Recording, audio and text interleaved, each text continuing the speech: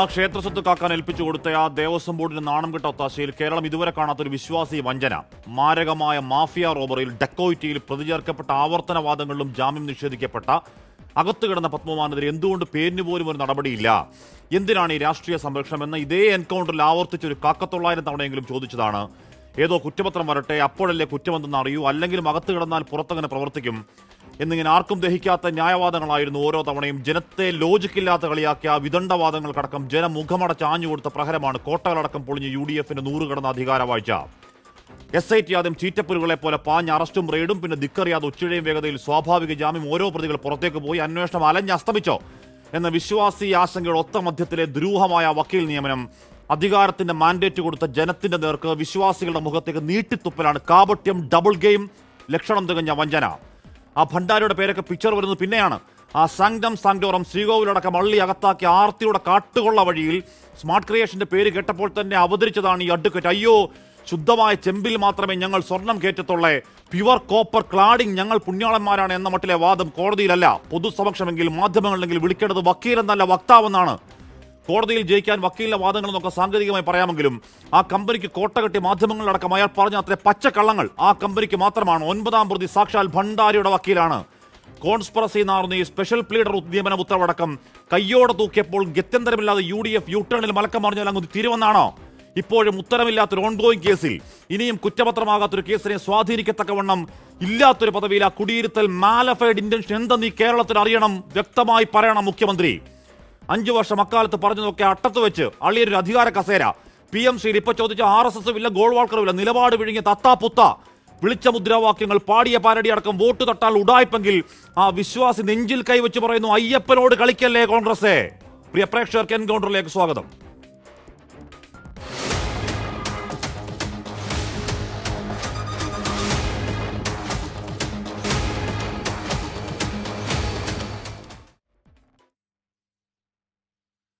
K Sajeesh, Shri VR Anoop, Shri P Shyamraj, Shri Subhash Babu എന്നിവർ ചർച്ചയിൽ.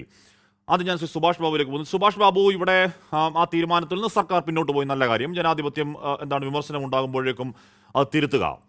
മാത്രമല്ല, ഈ വക്കീൽ എന്തോ മിടുക്കനായ വക്കീലാണ്, ഗംഭീരമായ വക്കീലാണ്. ഇയാൾ കൊട്ടിയൂർ ക്ഷേത്രത്തിലെ സ്പെഷ്യൽ കമ്മീഷണറാണ്. പാറ്റൂർ കേസ്, ദേവസ്വം കേസിൽ അഗ്രഗണ്യനാണെന്നൊക്കെ പറയുന്നുണ്ട്. ഇതൊക്കെ പറയുമ്പോഴും ഇപ്പോഴും നടന്നുകൊണ്ടിരിക്കുന്ന ഒരു കേസിൽ, കുറ്റപത്രം സമർപ്പിക്കാത്ത ഒരു കേസിലെ ആ നിയമനം വിശ്വാസികൾക്ക് വേദന ഉണ്ടാക്കുന്നതാണ്. ശ്രീ സുഭാഷ് ബാബു.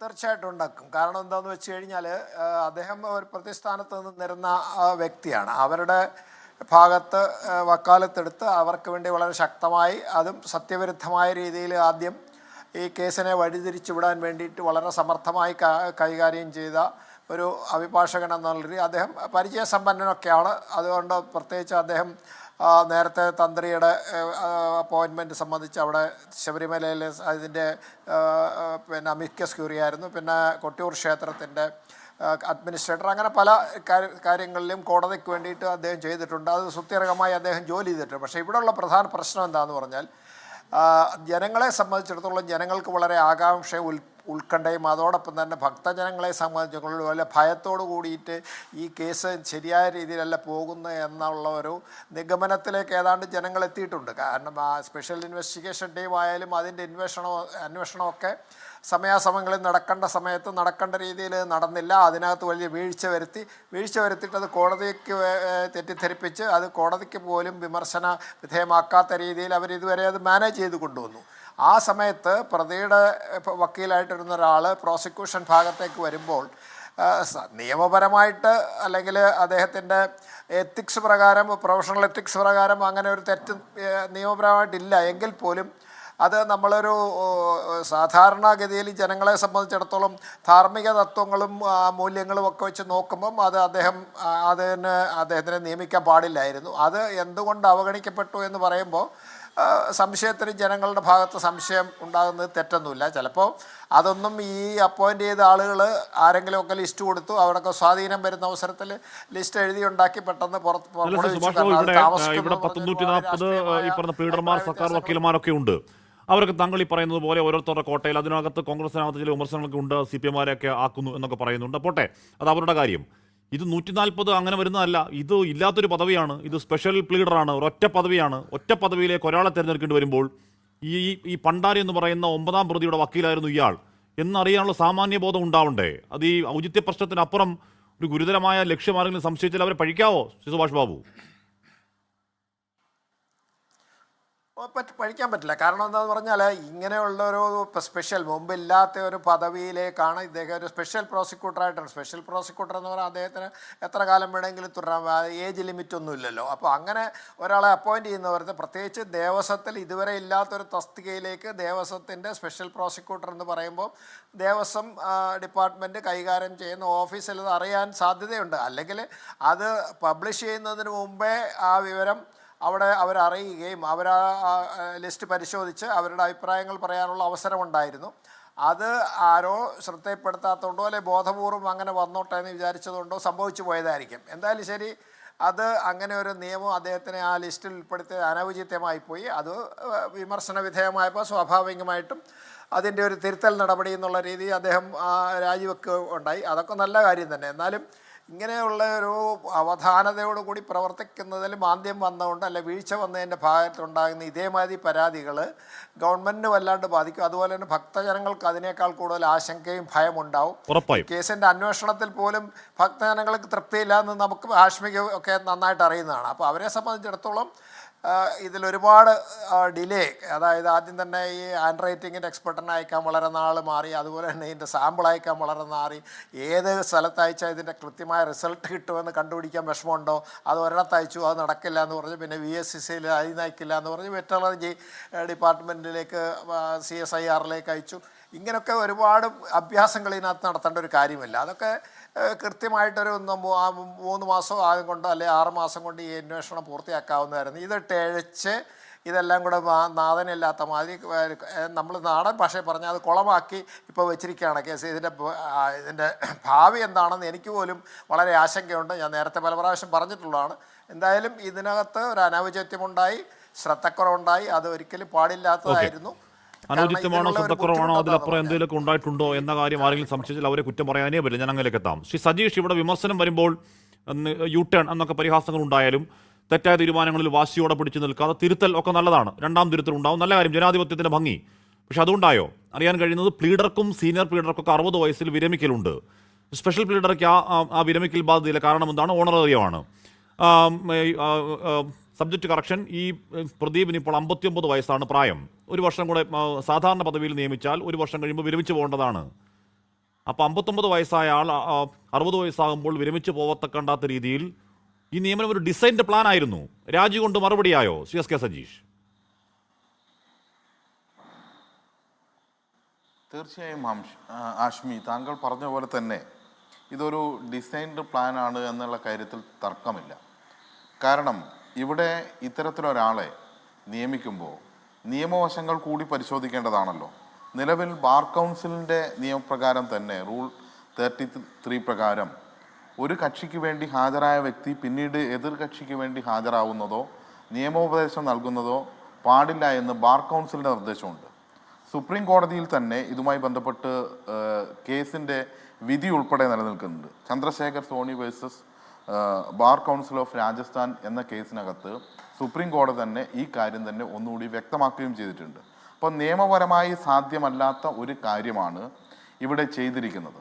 ഇവിടെ ചെയ്തിരിക്കുന്നതെന്ന് പറയുമ്പോൾ നമ്മൾ കാണേണ്ടത് ഇത്തരമൊരു പദവി തന്നെ ഇല്ലായിരുന്നു. സ്പെഷ്യൽ പ്ലീഡർ എന്ന പദവി ദേവസ്വം ബോർഡിന് ഇല്ലായിരുന്നു. കഴിഞ്ഞ ഗവൺമെൻറ് കാലത്ത് അങ്ങനെ ഒരു പദവിയില്ല. അങ്ങനെ ഒരു പദവി ഉണ്ടാക്കിയെടുക്കുന്നത് ആർക്ക് വേണ്ടിയാണ്? ഈ കേസിനകത്ത് ഏറ്റവും പ്രധാനപ്പെട്ട പ്രതിയായിട്ടുള്ള ഈ ഭണ്ഡാരിയുടെ സ്മാർട്ട് ക്രിയേഷൻസിൻ്റെ വക്കീലായി നിന്നു എന്ന് മാത്രമല്ല, ചിലപ്പോൾ ഹാഷ്മിയോടൊപ്പം ഉൾപ്പെടെ ചർച്ച ചെയ്തിട്ടുണ്ടാവുന്ന ഇവരുടെ കാര്യങ്ങളെല്ലാം വിശദീകരിക്കാൻ വേണ്ടി വരുന്ന, ഞങ്ങളുടെ സ്ഥാപനം എന്ന് പറഞ്ഞുകൊണ്ട് കാര്യങ്ങൾ വിശദീകരിക്കുന്ന, ഒരു തെറ്റും ചെയ്തില്ല എന്ന് മാധ്യമങ്ങളിലൂടെ ഉൾപ്പെടെ പറയുന്ന ഒരു വക്താവ് തന്നെയായി പ്രവർത്തിച്ച വ്യക്തിയെയാണ് ഇവിടെ അഭിഭാഷകൻ എന്നതിലുപരിയായി ഈ കേസിൽ ഇവിടെ ദേവസ്വം ബോർഡിൻ്റെ സ്പെഷ്യൽ പ്ലീഡറായി വെക്കുന്നത്. അപ്പോൾ സ്വാഭാവികമായും നമ്മുടെ മുന്നിൽ ഉയരുന്നൊരു വിഷയമുണ്ട്. ഇപ്പോൾ പെട്ടെന്നാണ് ഈ കാര്യങ്ങളെല്ലാം ചെയ്യുന്നത്. സാധാരണഗതിയിൽ ഇപ്പോൾ ഇദ്ദേഹം ചാർജ് എടുത്തില്ലായിരുന്നെങ്കിൽ രാജിവെക്കേണ്ട കാര്യമില്ല, ഉത്തരവ് റദ്ദാക്കിയാൽ മതിയായിരുന്നു. പക്ഷേ പെട്ടെന്ന് തന്നെ ചാർജ് എടുക്കുന്ന സാഹചര്യം ഉണ്ടായി. ചാർജ് എടുത്തു കഴിഞ്ഞാലുള്ള ഒരു സാഹചര്യം എന്താണ്? ഇതുമായി ബന്ധപ്പെട്ട ഫയലുകളെല്ലാം വിളിപ്പിക്കാനും കാണാനും എല്ലാം പറ്റും. അപ്പോൾ അറിഞ്ഞുകൊണ്ട് തന്നെ ഇത്തരത്തിലൊരു കാര്യം ചെയ്യുകയും ഇതിൽ അന്വേഷണത്തിൻ്റെ കാര്യങ്ങളെല്ലാം മനസ്സിലാക്കുകയും ഫയലുകളെല്ലാം കാണുകയും എല്ലാം ചെയ്തതാണോ? അങ്ങനെ ഒരു ഉദ്ദേശമുണ്ടായിരുന്നോ എന്നുകൂടി നാം സംശയിക്കേണ്ടിയിരിക്കുന്നു. കാരണം അപ്പോൾ ഈ സ്വാഭാവികമായും തന്നെ സാമാന്യ ബുദ്ധിയിൽ തന്നെ ഇത്തരമൊരു നിയമനം നടന്നു കഴിഞ്ഞാൽ അത് കേരളീയ സമൂഹത്തിൽ ചോദ്യം ചെയ്യപ്പെടും എന്ന് ഉറപ്പാണല്ലോ. കാരണം ഇദ്ദേഹം വളരെ വ്യക്തമായി മാധ്യമങ്ങളിൽ ഉൾപ്പെടെ ഒരു വക്താവായി വന്നിരുന്ന് പറഞ്ഞയാളാണ് എന്ന് നമുക്കെല്ലാവർക്കും അറിയാവുന്നതാണ്. അതുകൊണ്ട് സാധ്യതയുണ്ട്. എന്നിട്ട് പോലും ഒരു ഉത്തരവുണ്ടാകുന്നു. ആ ഉത്തരവ് അടിസ്ഥാനത്തിൽ നിയമനമുണ്ടാകുന്നു, വെക്കുന്ന സാഹചര്യത്തിലേക്ക് മാറുന്നു. അപ്പോൾ ഈ ചുരുങ്ങിയ ഇടവേള തന്നെ ഇവർ ഏതെങ്കിലും രീതിയിലെല്ലാം പ്രയോജനപ്പെടുത്തിയിട്ടുണ്ടോ എന്ന് ഗൗരവകരമായി പരിശോധിക്കേണ്ടതുണ്ട്. സാധാരണഗതിയിൽ ഇത്തരത്തിലുള്ളൊരു നിയമനത്തിന് അഡ്വക്കേറ്റ് ജനറൽ പേര് നിർദ്ദേശിക്കേണ്ടതാണ്. അഡ്വക്കേറ്റ് ജനറൽ പേര് നിർദ്ദേശിച്ച് നിയമവകുപ്പിന് കൈമാറി നിയമവകുപ്പിലെത്തിയതിന് ശേഷം നിയമമന്ത്രി അത് പരിശോധിച്ചിട്ടാണ് മുഖ്യമന്ത്രിക്ക് കൊടുക്കേണ്ടത്. ഇവിടെ രണ്ടുപേരും ഒരാളായതുകൊണ്ട് ആ വ്യത്യസ്തമായ ഫയൽ തന്നെ മുഖ്യമന്ത്രിയിലേക്ക് എത്തുകയും എന്നിട്ട് ക്യാബിനറ്റിലേക്ക് വരികയും എല്ലാം ചെയ്യേണ്ടതുണ്ട്. ഇവിടെ ബഹുമാനപ്പെട്ട ഈ ദേവസ്വം കൈകാര്യം ചെയ്യുന്ന മന്ത്രി ശ്രീ കെ മുരളീധരൻ പറഞ്ഞത് ഇത് എന്താണ്, ഇതിൻ്റെ ഉള്ളുകള്ളിയൊക്കെ അറിയാമല്ലോ ഇങ്ങനെ ഒരാളെ വെച്ചാൽ എന്ന്. അത്ര ലാഘവത്തോടു കൂടിയാണോ ഈ വിഷയത്തെ കാണാൻ വേണ്ടി കഴിയുന്നത്? കള്ളൻ്റെ കൂടെയുള്ള ആളെ വെച്ചാൽ കള്ളൻ്റെ കാര്യങ്ങളെല്ലാം അറിയാമല്ലോ എന്ന് പറയുന്ന ഒരു രീതി എന്ന് പറയുന്നത് എന്താണ് ഇവർ ഈ കാര്യത്തിൽ ഉദ്ദേശിക്കുന്നത്? ഉത്തരവാദിത്തമില്ലാത്ത മറുപടിയാണ്. ഇനി അത് അദ്ദേഹം ട്രോൾ നിലയ്ക്ക് ഇപ്പം അദ്ദേഹം അത് പൂർണ്ണമായി കൈയൊഴിഞ്ഞ് മുഖ്യമന്ത്രിയുടെ തലയിലേക്ക് അത് വെക്കുന്നുണ്ട്. മാത്രമല്ല അതിനുശേഷം അതിന് തുടർച്ചയിൽ പരിഹാസം എന്ന നിലയ്ക്കാണ് പറയുന്നതെങ്കിൽ കൂടിയും ഒരു മന്ത്രി പറഞ്ഞുകൂടാത്ത അങ്ങേയറ്റം നിലവാരമില്ലാത്തൊരു മറുപടിയായിരുന്നു അത്. അതിന് ട്രോളാണ് ഉദ്ദേശിച്ചതെങ്കിലും വിശ്വാസികളുടെ മുഖത്തേക്ക് നോക്കി പല്ലളിച്ച് കാണിക്കുന്ന പോലെയാണ് ആ മറുപടി. അത്രേ ഉള്ളൂ അത്. സജീഷ് അല്ല, തീർച്ചയായിട്ടും. പക്ഷേ മന്ത്രിയല്ലേ പറയുന്നത് ഹാഷ്മി. അപ്പോൾ നമ്മളത് ഗൗരവത്തിൽ തന്നെ കാണണമല്ലോ. ഉത്തരവാദിത്തത്തിൽ നിന്നുകൊണ്ട് ഇത്തരമൊരു കാര്യത്തിൽ പറയുമ്പോൾ ഗൗരവത്തിൽ കാണേണ്ടതുണ്ട്. പക്ഷേ ശ്രീ വി ഡി സതീശൻ മുഖ്യമന്ത്രിയുടെ കോർട്ടിലേക്ക് വരുമ്പോൾ നമ്മൾ കാണേണ്ടത് ഇവിടെ ചർച്ച ചെയ്യപ്പെടാതെ പോയൊരു വിഷയമുണ്ട്. മുഖ്യമന്ത്രി ആവുന്നതിന് മുമ്പ് ശ്രീ വി ഡി സതീശൻ മംഗലാപുരത്തേക്ക് നടത്തിയ ഒരു ചാർട്ടേഡ് ഫ്ലൈറ്റ് യാത്രയുണ്ട്. ചാർട്ടേഡ് ഫ്ലൈറ്റ് ആകുമ്പോൾ അതിൽ വേറെ ആരും ഉണ്ടാവില്ലല്ലോ. ശ്രീ വി ഡി സതീശന് പോകാൻ വേണ്ടി മാത്രം ചാർട്ട് ചെയ്ത സ്പെഷ്യൽ ഫ്ലൈറ്റ്. ആ ഫ്ലൈറ്റിനകത്തും ഒരാളുണ്ടായിരുന്നു. ഈ സ്വർണ്ണക്കൊള്ള കേസിൽ ചോദ്യം ചെയ്യപ്പെട്ട പ്രതിയായ ഒരാൾ കൂടി ഉണ്ടായിരുന്നു എന്ന് നമ്മൾ കാണണമല്ലോ. അപ്പോൾ മുഖ്യമന്ത്രി ആവുന്നതിന് മുമ്പ് ചാർട്ടേഡ് ഫ്ലൈറ്റിൽ അത്തരം ഒരാൾ കയറിയിട്ടുണ്ട്. പിന്നെ മുഖ്യമന്ത്രി ആകുമ്പോഴേക്ക് താൻ തീരുമാനിക്കേണ്ട വകുപ്പിൽ നിന്ന് തന്നെ ഈ പറഞ്ഞ ചട്ടങ്ങളൊന്നും പാലിക്കാതെ ഈ കേസിൽ അപ്പുറത്ത് പ്രതിക്ക് വേണ്ടി ഹാജരായ ആൾ ഇവിടെ ഒരു കാലത്തും ഇല്ലാത്ത രീതിയിൽ ഒരു സ്പെഷ്യൽ പ്ലീഡറായി വരുന്നു എന്നതും നമ്മൾ കൃത്യമായി അതിന്റെ ഗൗരവത്തിൽ തന്നെ രാജിവെച്ചുകൊണ്ട് അതിന് മറുപടി ആവുന്നില്ല. അതിന് മറുപടി വേണം. എന്തായിരുന്നു താല്പര്യം? ഞാൻ അങ്ങനെ സതീഷ് ഉണ്ട്, ഉറപ്പായും ഉണ്ട്. വി ആറിന് ഉണ്ട്. മുഖ്യമന്ത്രിക്ക് ഉത്തരവാദിത്തമുണ്ട്. ഇപ്പോൾ ശരിയാണ്, നിങ്ങൾ അധികാരം ഏറ്റെടുത്ത് അധികം നാളായിട്ടില്ല, 10-25 ദിവസമായിട്ടുള്ളൂ, സർക്കാർ ഹണിമൂൺ ഒക്കെ മനസ്സിലാക്കുന്നു. പക്ഷേ ഇതങ്ങനെയാണോ? കയ്യോടെ പിടിച്ചപ്പോൾ രാജിവെപ്പിച്ചുകൊണ്ട് തീരുവോ ശ്രീ വി ആറിനും? ആ നിയമനത്തിന്റെ പിന്നിൽ യഥാർത്ഥത്തിൽ എന്തായിരുന്നു അതിന്റെ ദുരൂഹ ലക്ഷ്യം എന്ന മറുപടി കേരളത്തിന് അറിയണ്ടേ ശ്രീ അനൂപ്? എൻ്റെ സുഹൃത്ത് സജീഷ് മനസ്സിലാക്കേണ്ടത് പിണറായി വിജയനല്ല ഇപ്പോൾ കേരളത്തിൻ്റെ മുഖ്യമന്ത്രി എന്ന. പിണറായി വിജയനെക്കുറിച്ച് അദ്ദേഹത്തിൻ്റെ സജീഷ് അടക്കമുള്ള അനുയായികൾ, ആരാധകർ ധരിച്ചു വച്ചിരിക്കുന്നത് അദ്ദേഹം ഒരു ദൈവമാണെന്ന്, തെറ്റുപറ്റാത്ത ഒരാളാണെന്ന്. അതുകൊണ്ടാണ് നമ്മുടെ നാട്ടിൽ പഴഞ്ചൊല്ല് പോലെ പിണറായി വിജയൻ ഒരു തീരുമാനമെടുത്താൽ തല പോയാലും തിരുത്തില്ല എന്നൊക്കെ പറയുന്നത്. അത് ജനാധിപത്യത്തിൽ വലിയൊരു കാര്യമൊന്നുമല്ലെന്നേ. നിലപാട് ഏതെങ്കിലും തരത്തിൽ നിലപാടിൽ തിരുത്തേണ്ടതാണെങ്കിൽ തിരുത്തണം. സാങ്കേതികമായ ന്യായം പറഞ്ഞ് അതിൽ കിടന്ന് ഊഞ്ഞാലാടുകയല്ല വേണ്ടത്. ഇവിടെ ഇത്തരം ചില വിമർശനങ്ങൾ ഉണ്ടാകുമ്പോൾ ഞങ്ങൾ ആ വിമർശനങ്ങൾ കേൾക്കാൻ തയ്യാറാകുന്നു. ഈ ഗവൺമെൻറ് വരുമ്പോൾ തന്നെയുള്ള മാറ്റം എന്താ? ഈ പറയുന്ന ഇതിൻ്റെ തീരുമാനങ്ങൾ ആർക്കും വിമർശിക്കാന്നേ. ഇപ്പൊ കോൺഗ്രസ്സുകാർ ഉൾപ്പെടെയുള്ള വിമർശനത്തെ തിരുത്തും ജനാധിപത്യത്തിന്റെ ഭംഗി പറയല്ലേ ഇവിടെ പ്രശ്നം എന്താണ്? ഇവിടെ പ്രശ്നം ഒരു കേരളം ഞെട്ടിയ നിർണായകമായ ഒരു കേസിൽ, തെരഞ്ഞെടുപ്പിൽ രാഷ്ട്രീയ പ്രാധാന്യമുള്ള നിർണായകമായ ഒരു കേസിൽ അതിൽ ഏറ്റവും പ്രധാനപ്പെട്ട പങ്ക് സംശയിക്കുന്ന ഒരു സ്ഥാപനത്തിന്റെ വക്താവ്, അതിലെ 9ാമത്തെ പ്രതിയുടെ വക്കീൽ, ആ കേസിന്റെ മൊത്തം ചുമതല ഏൽപ്പിക്കുന്നത് എന്താണ്, സ്പെഷ്യൽ പ്ലീഡർ ആവുകയാണ്, ഇല്ലാത്തൊരു പദവിയിൽ ഉണ്ടാക്കി. എന്തായിരുന്നു ആ ലക്ഷ്യം? ആരാണ് പിന്നിൽ എന്നറിയണ്ടേ വി ആർ അനൂപ്? തെറ്റും തിരുത്തലൊക്കെ നിൽക്കട്ടെ. ഹാഷ്മി, താങ്കൾ പറഞ്ഞ കാര്യങ്ങൾ അങ്ങ് ഉന്നയിച്ച വാദങ്ങൾ ഗൗരവത്തോടു കൂടി പരിഗണിക്കപ്പെട്ടത് കൊണ്ടാണല്ലോ അദ്ദേഹത്തിൻ്റെ ആ ലീഡർഷിപ്പിന് 24 മണിക്കൂറിൻ്റെ ആയുസില്ലാതായി പോയത്. അല്ലെങ്കിൽ ഞങ്ങൾക്ക് സാങ്കേതികമായി അദ്ദേഹം വിദഗ്ധനാണ്, അദ്ദേഹത്തിൻ്റെ ട്രാക്ക് റെക്കോർഡ്, അദ്ദേഹത്തിൻ്റെ പ്രൊഫഷണൽ എക്സ്പീരിയൻസ് എന്നൊക്കെ പറഞ്ഞ് ഞങ്ങൾക്ക് കിടന്ന് മെഴുകാമായിരുന്നല്ലോ. ഞങ്ങളതിന് നിന്നിട്ടില്ല. ഞങ്ങൾ എന്താണ് പറഞ്ഞത്? ഞാൻ പറഞ്ഞല്ലോ, ഒരു ജനാധിപത്യ ഇപ്പോൾ 100 പേര് ഇത്രയധികം പേരുള്ള പ്ലീഡർ തസ്തികയിനകത്ത് എല്ലാ നിയമനങ്ങളും ഈ പറയുന്ന മുഖ്യമന്ത്രിയുടെ ഓഫീസ് അല്ലെങ്കിൽ കൺസേൺ മന്ത്രിയുടെ ഓഫീസ് അറിഞ്ഞുകൊള്ളണമെന്നൊന്നുമില്ല. താങ്കൾക്ക് അറിയാത്തതല്ലോ, ഇതാ 900 നിയമനങ്ങളിൽപ്പെട്ടതല്ല. ഇതൊരൊറ്റ പോസ്റ്റാണ്. എന്താണ് ഇല്ലാത്തൊരു പദവി? ആ പദവി എന്താണ്? അത് ഈ പറഞ്ഞ തിരുവിതാംകൂർ ദേവസ്വം ബോർഡിൽ മാത്രം ഒതുങ്ങിയതല്ല, കേരളത്തിൽ മുഴുവനുള്ള ദേവസ്വത്തിൽ സ്വാധീനം ചെലുത്താൻ കഴിയുന്ന ഒരു ഒറ്റ പദവി. ആ ഒറ്റ പദവിയിലേക്ക് ഒറ്റൊരാളെ തിരഞ്ഞെടുക്കുന്നത് ഈ പറഞ്ഞ മുഖ്യമന്ത്രി അറിഞ്ഞില്ലെങ്കിൽ എന്തൊക്കെ അവസ്ഥയാണ് ശ്രീ വി ആർ അനൂപ്? എന്തൊരവസ്ഥയാണത്? അല്ല, അത്തരം വിവാദങ്ങൾ, ഞാനൊരു കാര്യം പറയട്ടെ ഹാഷ്മി, അങ്ങനെ പറയാൻ അനുവദിക്കണം. അങ്ങ് പറഞ്ഞ എല്ലാ കാര്യങ്ങളും ഞാൻ ഉൾക്കൊള്ളുന്നു. അത്തരം ഒരു ഈ പറയുന്ന ഇത്തരം ആരോപണങ്ങൾ ഉയർന്ന ഘട്ടത്തിൽ തന്നെ അത്തരം ആരോപണങ്ങൾ ഉണ്ടാകാനിടയുള്ള സാഹചര്യങ്ങളെ പോലും പരിഗണിക്കണം ഒരു സർക്കാർ എന്ന് ഉറപ്പുള്ളത് കൊണ്ടല്ലേ ഞങ്ങളതിന് 24 മണിക്കൂർ പോലും ആയുസില്ലാതെ പിൻവലിക്കപ്പെട്ടത്. മുൻകാലത്ത് ഇത്തരം സാഹചര്യങ്ങളിൽ ഇവിടെ LDF എടുത്ത സമീപനം എന്താ? അല്ല, മുൻകാലത്തെ സമീപനം തുടരാനല്ലോ സാർ നിങ്ങളെ സർക്കാർ അധികാരത്തിലേക്ക് എത്തിച്ചത്. ഇവിടെ പോറ്റിയെ കേറ്റിയെ എന്ന പാട്ട് താങ്കൾക്ക് ഓർമ്മയില്ലാത്തതല്ലോ, താങ്കൾ പാടാത്തതല്ലോ, അത് ആഞ്ഞു മുഴങ്ങിയത് ഓർമ്മയുള്ളതാണല്ലോ. സർക്കാർ വരുമ്പോഴേക്കും ഈ പറയുന്ന യഥാർത്ഥ പ്രതികളെ ശിക്ഷിക്കും എന്ന് നിങ്ങൾ വാഗ്ദാനം നടത്തിയതാണല്ലോ. എന്നിട്ട് ആ വാഗ്ദാനം നടത്തി അധികാരത്തിലേക്ക് വന്നവർ ആ കേസിൽ ഏറ്റവും പ്രധാനപ്പെട്ട എന്ന് പറഞ്ഞാൽ അങ്ങേയറ്റം തെറ്റിദ്ധരിപ്പിച്ച ആളാണ് ഇയാൾ. ആര്? ഈ പ്രദീപ് എന്ന് പറയുന്ന ഈ വക്കീൽ ഈ പറയുന്ന അവിടെ ഞങ്ങൾ പ്യുവർ ചെമ്പിൽ ക്ലാഡ് ചെയ്യുന്നവരാണ്, അങ്ങോട്ടേക്ക് അത് കൊണ്ടുവന്നിട്ടില്ല എന്ന് കേരളത്തെ കബളിപ്പിച്ച, അത് വക്കീലിന്റെ വാദമൊന്നും ആയിരുന്നില്ല, കമ്പനിയുടെ വക്താവെന്ന് മറ്റും സംസാരിച്ചതാണ്, കേരളത്തെ പറ്റിച്ച ഒരാളാണ്. അയാളെ പിടിച്ച് പ്രധാന പദവി കൊടുത്തത് എങ്ങനെയാണ്? അതിന് താല്പര്യം എന്തായിരുന്നു പറയണ്ടേ? അല്ല, ഞങ്ങൾക്ക് അത് ഓർമ്മയുള്ളത് കൊണ്ടാണ്, ഞങ്ങളുടെ ഓർമ്മ ഹ്രസ്വമല്ലാത്തത് കൊണ്ടാണ്, ഞങ്ങൾ ഈ പറയുന്ന വിശ്വാസികളുടെ മുഖം ഓർമ്മിക്കുന്നത് കൊണ്ടാണ് ഇത്തരം കാര്യത്തിൽ ഇത്തരമൊരു നടപടിക്രമം ഉണ്ടായി. ഞങ്ങൾ എന്താണ് ചെയ്യേണ്ടതെന്നേ, ഇത്തരം നടപടിക്രമങ്ങൾ ഉണ്ടായപ്പോൾ അതിനെ കുറിച്ചുള്ള വിമർശനങ്ങൾ പൊതുമണ്ഡലത്തിൽ ഉയരുമ്പോൾ ഞങ്ങളത് കേൾക്കാൻ തയ്യാറാകുന്നുണ്ട്, അത് പരിശോധിക്കുന്നുണ്ട്, തിരുത്തുന്നുണ്ട്. ഞാൻ ചോദിക്കുന്നത് അങ്ങയുടെ ഇത് അത്ഭുതമാണ് എന്ന് പറഞ്ഞാൽ അങ്ങേയറ്റം അത്ഭുതകരമായ സാഹചര്യം. അങ്ങയുടെ ഒരു ധാരണ എന്താണ് ഇക്കാര്യത്തിൽ? ഇതിനെപ്പറ്റി മുഖ്യമന്ത്രി ഇപ്പോൾ കെ മുരളീധരൻ തന്നെ പറയുന്നത് ഞാനല്ല മുഖ്യമന്ത്രിയാണെന്നാണല്ലോ പറയുന്നത്. ഇതിനെപ്പറ്റി മുഖ്യമന്ത്രി വി ഡി സതീശന് പ്രത്യേകിച്ച് ധാരണയില്ലെന്നാണോ? അല്ലെങ്കിൽ ഇയാൾ അതിലേക്ക് വരുമ്പോഴേക്കും ദേവസ്വത്തിലെ നിലവിലുള്ള സ്റ്റാൻഡിംഗ് കൗൺസിലോടൊന്നും ചോദിക്കുന്നില്ല എന്നുള്ളതാണോ? അതോ പങ്കജ് ഭണ്ഡാരിയുടെ വക്കീൽ ഈ കേസിന്റെ പ്രധാന ആളായി ഇരിക്കട്ടെ എന്ന് തീരുമാനിക്കപ്പെട്ടതാണോ? എന്താണ് ഇതിന്റെ അങ്ങയുടെ ധാരണ? എങ്ങനെയാണ് ഈ പറയുന്ന ആൾ എന്ന് പറഞ്ഞാൽ ഇദ്ദേഹം ഒരു കോൺഗ്രസിന്റെ അഭിഭാഷക സമിതി അംഗമല്ല, കോൺഗ്രസിന്റെ പ്രധാനപ്പെട്ട നേതാവല്ലെന്ന് മാത്രമല്ല, ഇദ്ദേഹം ഒരു നരേന്ദ്രമോദി ഭക്തനാണെന്നും RSS അനുകൂലിയാണെന്നും സംഘ അനുകൂലിയാണെന്നും പറയുന്നുണ്ട്. അങ്ങനെ ഒരാളെ പ്രധാനപ്പെട്ട പദവിയിലേക്ക് വന്നത് എങ്ങനെ എന്ന് അങ്ങയുടെ ഒരു ധാരണ ഒന്ന് പറയാമോ ശ്രീ വി ആർ അനൂപ്? എത്ര ആളുകൾ പിടികിട്ടുന്നില്ല അതിന്റെ പോസിബിലിറ്റി? അല്ല, ഞാനൊരു കാര്യം പറയാം ഹാഷ്മി, ഞാനൊരു കാര്യം പറയാം. ഇപ്പോൾ ഈ പറയുന്ന സർക്കാർ പ്ലീഡർമാർ, പല വകുപ്പിലെ പ്ലീഡർമാരുണ്ട്. പിന്നെ താങ്കൾ സൂചിപ്പിച്ചതുപോലെ തന്നെ SC STക്ക് വേണ്ടി ഒരു സ്പെഷ്യൽ പ്ലീഡറുണ്ട്. പല വകുപ്പുകളിലും അങ്ങനെ സ്പെഷ്യൽ പ്ലീഡർമാരുണ്ട്. അതൊരു പുതിയ കാര്യമൊന്നുമല്ല. പക്ഷേ അങ്ങനെ ഒരു പ്ലീഡർമാരുടെ എല്ലാ നിയമനത്തിലും, ഇത്ര അധികം വരുന്ന പ്ലീഡർമാരുടെ നിയമനത്തിൽ അവരുടെ A to Z എന്ന് പറയുന്നത് വകുപ്പ് മന്ത്രിയോ മുഖ്യമന്ത്രിയോ അറിഞ്ഞിരിക്കണമെന്നില്ല. പക്ഷേ ഇത് വിവാദമാകുന്ന ആദ്യത്തെ സാഹചര്യത്തിൽ ഉടനടി ആക്ഷൻ ഉണ്ടാകുന്നു.